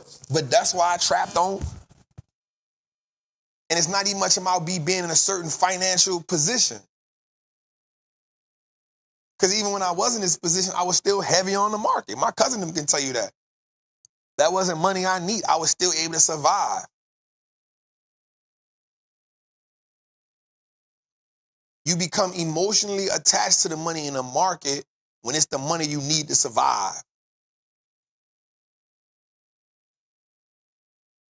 So let's go a little further, man. I appreciate y'all for that, youngins. Hey, Trap. Thank you so much for your knowledge. It's so much appreciated. You are a wealth of knowledge, like literally a wealth of knowledge. Thanks, Jose, for picking my question. All right, so here's my question. How does someone grow their, let's say, $15,000 portfolio to a six-figure portfolio? Is it like with buy and holds? Is it with options plays? If they have like between $2,000 and $4,000 to invest every month, and how long do you think that would take with buy and holds or with options? Thanks so much, and looking forward to your guidance. So first of all, we got to run that back. But that was a pancakes, scrambled eggs, turkey sausage, and biscuits type of what? Pancakes, scrambled eggs, turkey sausage. That's what that was right there. That's what with the biscuit. That's what I got from that just now. With a nice glass of It's breakfast, dog. We don't do lemonade for breakfast. Not at my house. What? Well, you will get ran from the table. Lemonade? That must be a PG County thing, huh? That ain't happening in the South, cuz. You gotta go OJ or which one you going with, cuz? I ain't nothing like some nice. I'm gonna tell you something though. To me, ain't nothing like some ice cold apple juice, dog. I'm not mad at the OJ pick, but ain't nothing like some ice cold apple juice. Oh my God. Whoa. That was a pancakes, scrambled eggs, turkey sausage with a biscuit. That's what that was just now. I felt that. We definitely got jam. What kind? You say jam or jelly? I say jelly. It's definitely jelly for me. But we got jam. So for us, the jam was fresh, preserved. So jam is what's made from one of our people. Jelly come from the store. They got jelly, preserved, and jam. Nah, we ain't doing that. Yeah, that's for the jam come from somebody in the country that done made it. It come in a jar. And it got the jar. It might have the jar. It might have the jar with the switches on the side where you gotta. Yeah, that's when you know it got them jars. No, because I was always good. Because I was good. All right, so let's hit that again. Let's hear it again. I gotta listen to it again. Hey, Trap. Thank you so much for your knowledge. It's so much appreciated. You are a wealth of knowledge, like literally a wealth of knowledge. Thanks, Jose, for picking my question.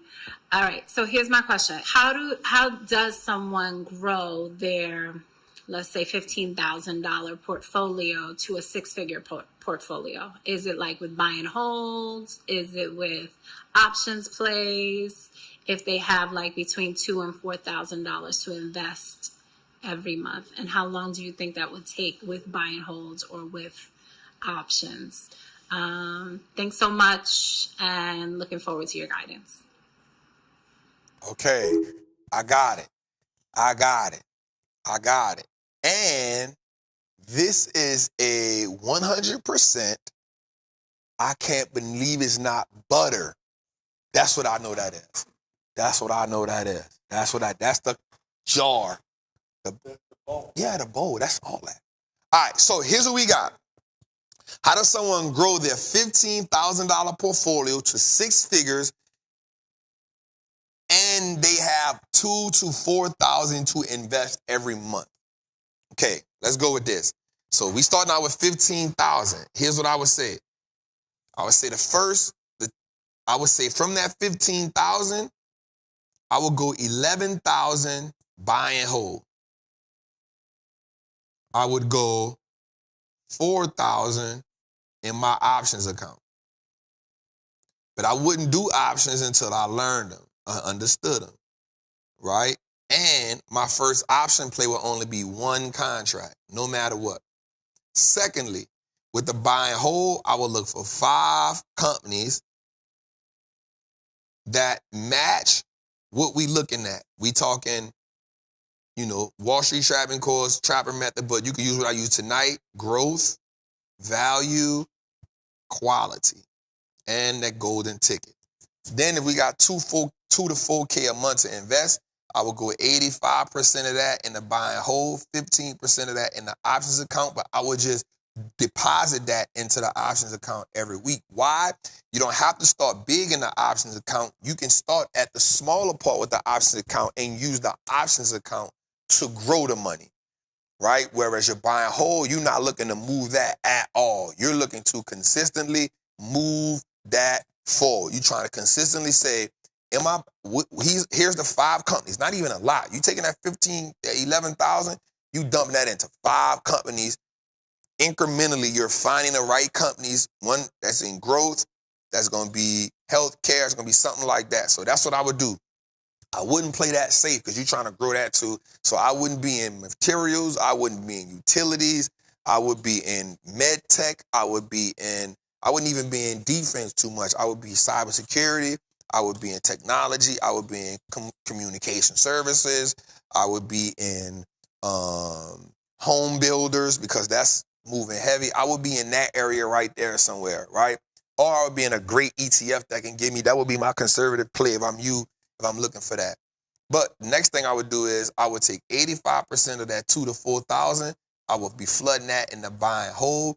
I would be taking the other 15%. You in master the triple beam. So I'm like, okay, I'm trying to look at whatever play trap put in that I feel the most comfortable with. Because if you're in the triple beam, that you should have an idea. And this is how I would use the triple beam or master the triple beam. I would get an idea for the type of stocks that trap actually likes. If you in there, you understand what type of stocks trap actually likes. So now I'm saying, okay, if trap come at one of these plays here, this is where I'm striking. So the trap came at, I see the ones he doubling down on. I see the ones he got multiple contracts in. Oh, he liked those. Those are the ones he keep rinsing and repeating to. So I'm waiting for him. He may put some other ones in, but I'm waiting for him to strike one of the ones that he keep rinsing and repeating in. That's the one I'm going to get my first contract in. Boom. Cool. I'll play that. Next, we can grow that. Why? Because the buy and hold still growing. And then we taking that 15% and we just putting that in the account. We putting that in the account. We putting that in the account. Because now, even though I may not be active with that 15%, what I am doing is I'm watching trap and I'm understanding what he doing. I'm studying the options masterclass so I can say, okay, trap did this. Here's the play he came up with. Oh, this makes sense to me. So now I'm understanding how he's making these plays. And so now what happens is by the end of the year, in a 1 year time span, I'm saying in 1 year, I can at least be in 3 to 4 plays that trap is in, suggesting I'll maybe lose on one play because trap does take some L's here and there. Suggesting I lose on one play. So trap is good for having a 70% win ratio. So let's say I lose on one play, but by the time I got into the 3rd play, I should be at least buying 2 contracts. The first play I did one, I took that money, I put back, cool, I'm good. The second time, I still did one to make sure I got it. The 3rd play I did with trap, I now got the confidence to go get 2 contracts, right? So now in the 3rd play, I'm in 2 contracts. By the time I get to the 4th play, I should be now done graduated to what? Maybe 3 or maybe 4 contracts. You know why? Because we keep putting our 15% in there. So we letting the option plays run, but we keep letting our 15% go. So we just not waiting on the option plays to grow our account. We also adding money to help us get that. The next thing I'm trying to do is I'm looking at the buy and hold because remember, we still funding that. So now I'm looking at my 5 plays I'm in, and every time the market pulls back, I'm striking it. Every time the market pulls back, I'm striking it. When it pulled back deeper, I'm putting my price points in. But because you're in a triple beam team, now Trap done put me on some sleepers. Because Trap done put me on some sleepers in those lottery picks. So now I'm going to go look at maybe 2 big dogs or 3 big dogs, and I'm going to steal one of those lottery picks and wait till that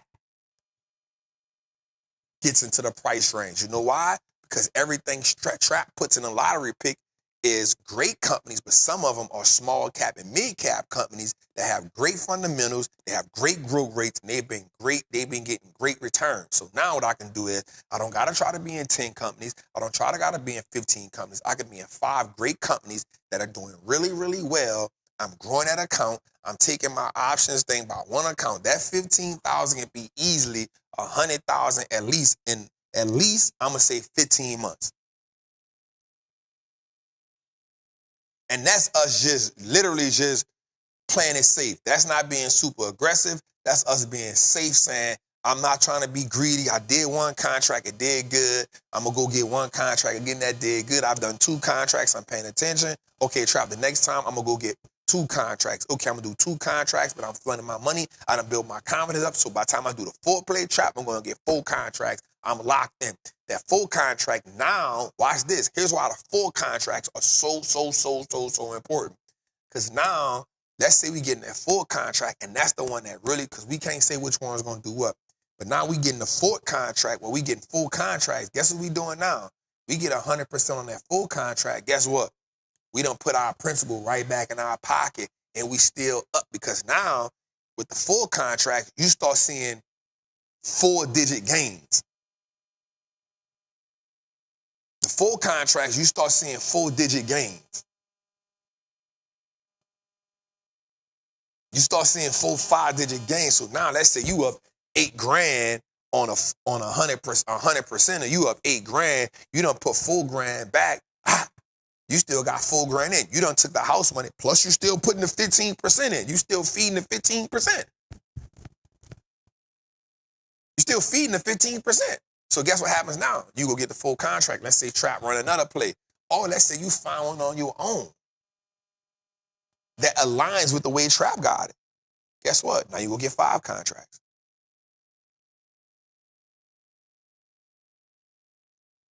You get 5 contracts. Guess what? You get 100% on that 5 contracts, 80 to 100%. Guess what? You sell 2 of them. Or maybe you sell 3. Guess what? You got your house money back plus some. Guess what you're doing now? You still funding the buy and hold. You ain't never stopped that, because you said you got between 2,000 to 4,000 every month. That means that's for show money. That means your investing money every month fluctuates between $2,000 and $4,000. That means if you get $2,000, you putting 85 and 15. If you get $4,000, you putting 85 and 15.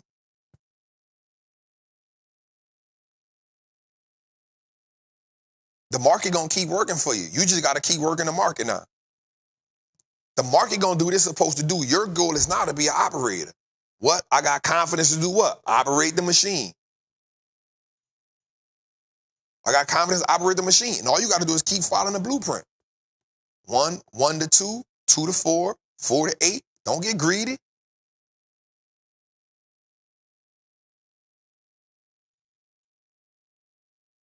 That's the way the game go. That 15K can be 100K, no lie. Man, depending on the plays you in, at least 13, 15 months. And that's still being active. That's not even much being like super aggressive. That's being like active, but just like letting the market do what it's supposed to do.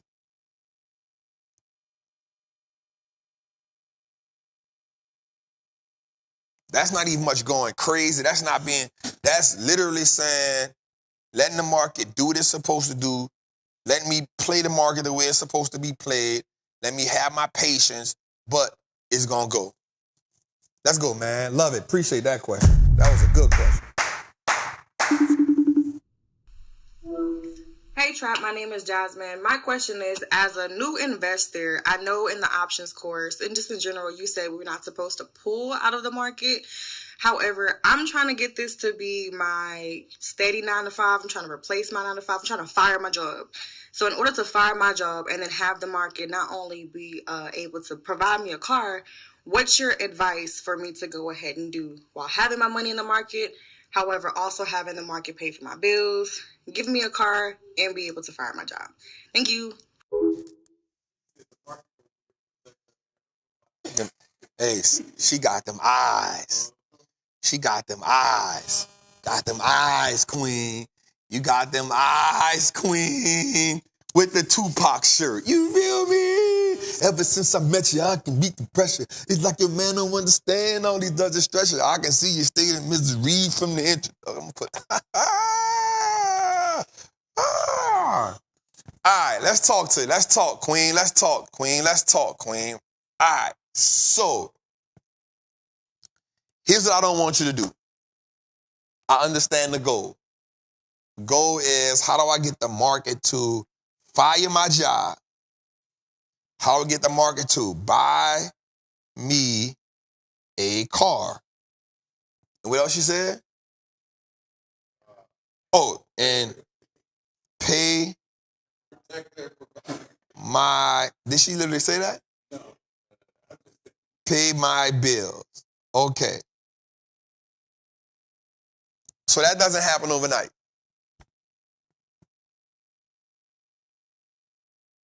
That doesn't happen overnight. That happens, that takes time to happen. Because now what happens is this, and I'm going to tell you why. One, I'll give you an idea. This is a good one. In order to do that, before you can fire your job, here's what I need you to understand. I need you to write this down. I need you to write down how much does it take you to live in a year. Like, take all your bills, write all your bills down, write all your expenses down, and I need you to write down all the things you like to do for leisure. Right?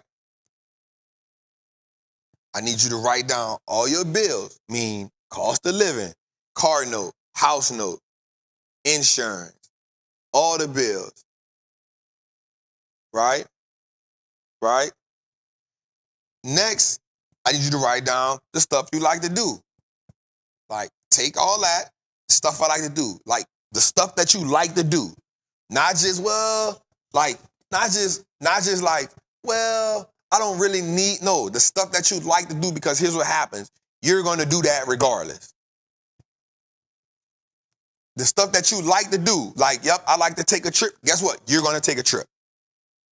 I like to do that. So the stuff that you like to do, you got to do that.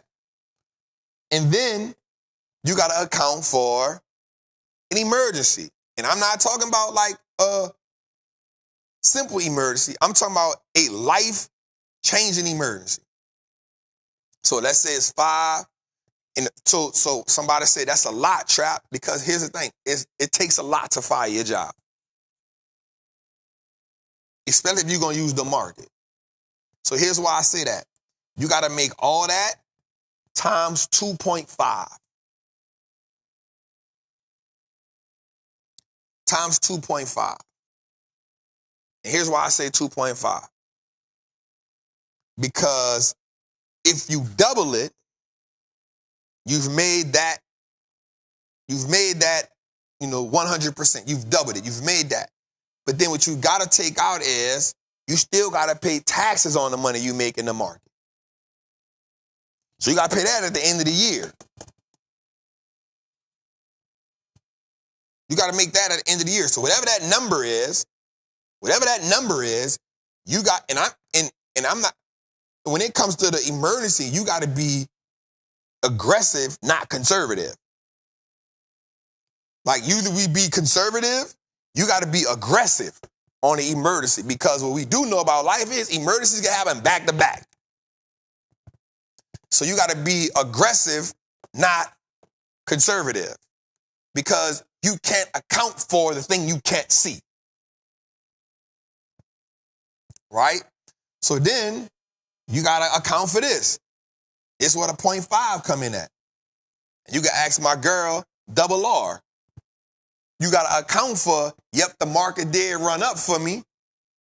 But what happens when the market goes bad on me? So you got to account for emergency. You got to account for taxes. You got to account for bills. And then you got to account for what happens when the market goes on a 6 to 8 week slump. Because now you ain't got no profit. And now your bills got to come out of, you still got to pay the bills in a bear market.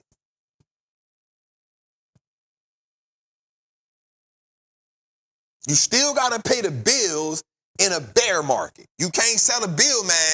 Hey, it's a bear market. I ain't got it this week. I ain't got it this month. Right? So when you able to do that, all those times 2.5 or 3, when you can do that, watch this, twice, then you quit your job. Then you quit your job.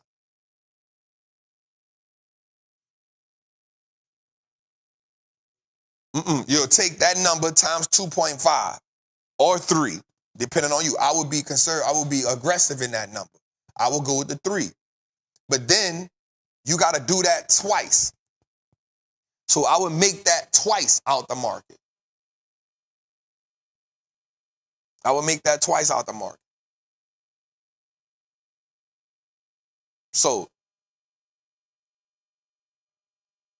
the objective is to learn the market. And I'll be real with you, bro. Like, I don't be the person telling people, like, I don't be the, like, everybody in that Patreon, they know one thing. I beg them to stay on their job.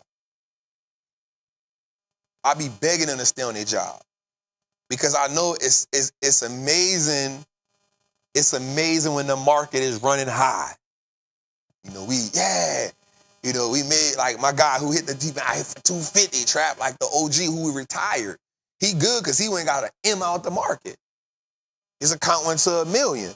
So he like, yo, I'm retired. He already on retirement. He chilling. But guess what he said in the call the other day? He said, Trap, I got up to 1.2 million. He said, but these last 4 weeks, it took 400 and something from me. So he done went from 1.2 million to about what, 800,000-900,000?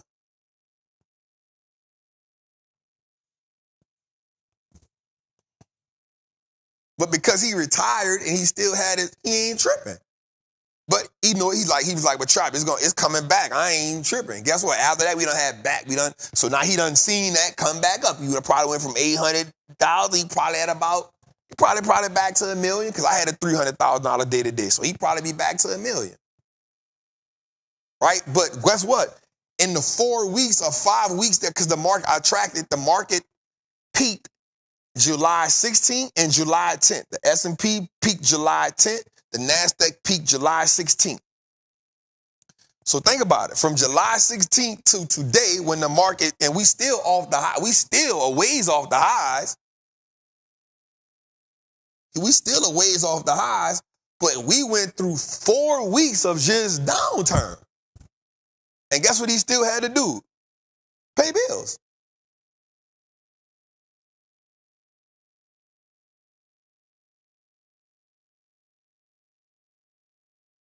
Pay bills.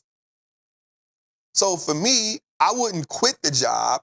My goal would be, how do I use the job to keep funding what I'm doing? And here's the thing, y'all. If you don't like that job, go get another job. Also, I will say this. When you let the job pay for what you're doing in the market, the way that you look at the job changes. Because now you start looking at the job as, man, I'm just here so I get my check. Like Marshawn said, I'm here to get that chicken. Because now you're not even looking at the job the same no more. Especially when your account has your annual salary in it.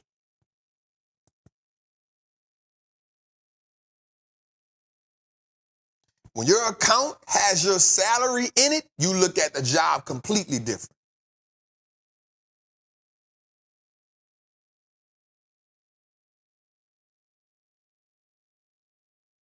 So when you start looking at that, now you start changing the game because now you going to the job like, man, I'm not even tripping. Man, ain't nothing these people here can tell me gonna piss me off, man. Look, how much, what y'all want me to do? I bet, because guess what? 70% of this or 50% of this going in the market anyway.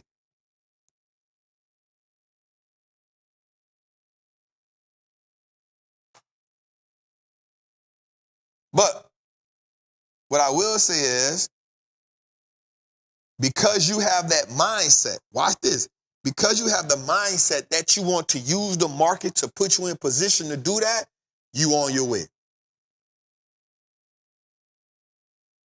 Because you have the mindset that you want to use the market to do that, you're on your way.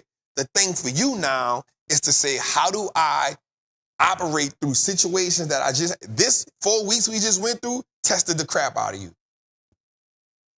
It let you know where you had to grow at. It let you know what you had to do better. It let you know where you needed to improve at. These 4 weeks let you know that. But guess what? We ain't finished. You got to go through it a little bit more. So I hope I answered that. I hope that answers your question, Queen. But I will say you definitely on the right track. I'm proud of you for even you know what I'm saying, being in a position to ask that question.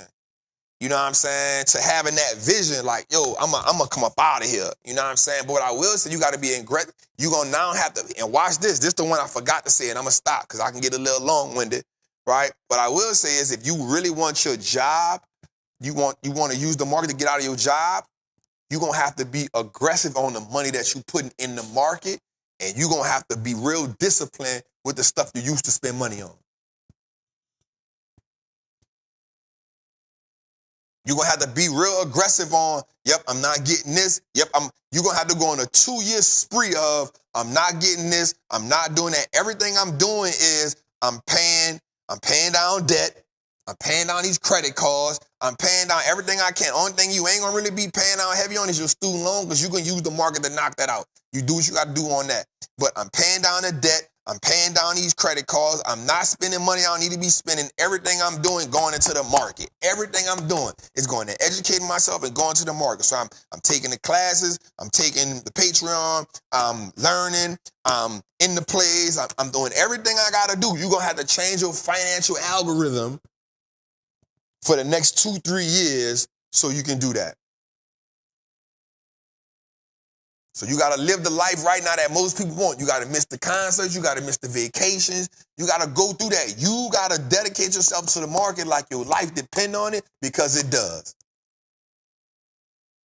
Damn, I love y'all for that. All right, man, I'm going to get off that, man. Hey, I think that's it for tonight, man. I think that was the last one, man.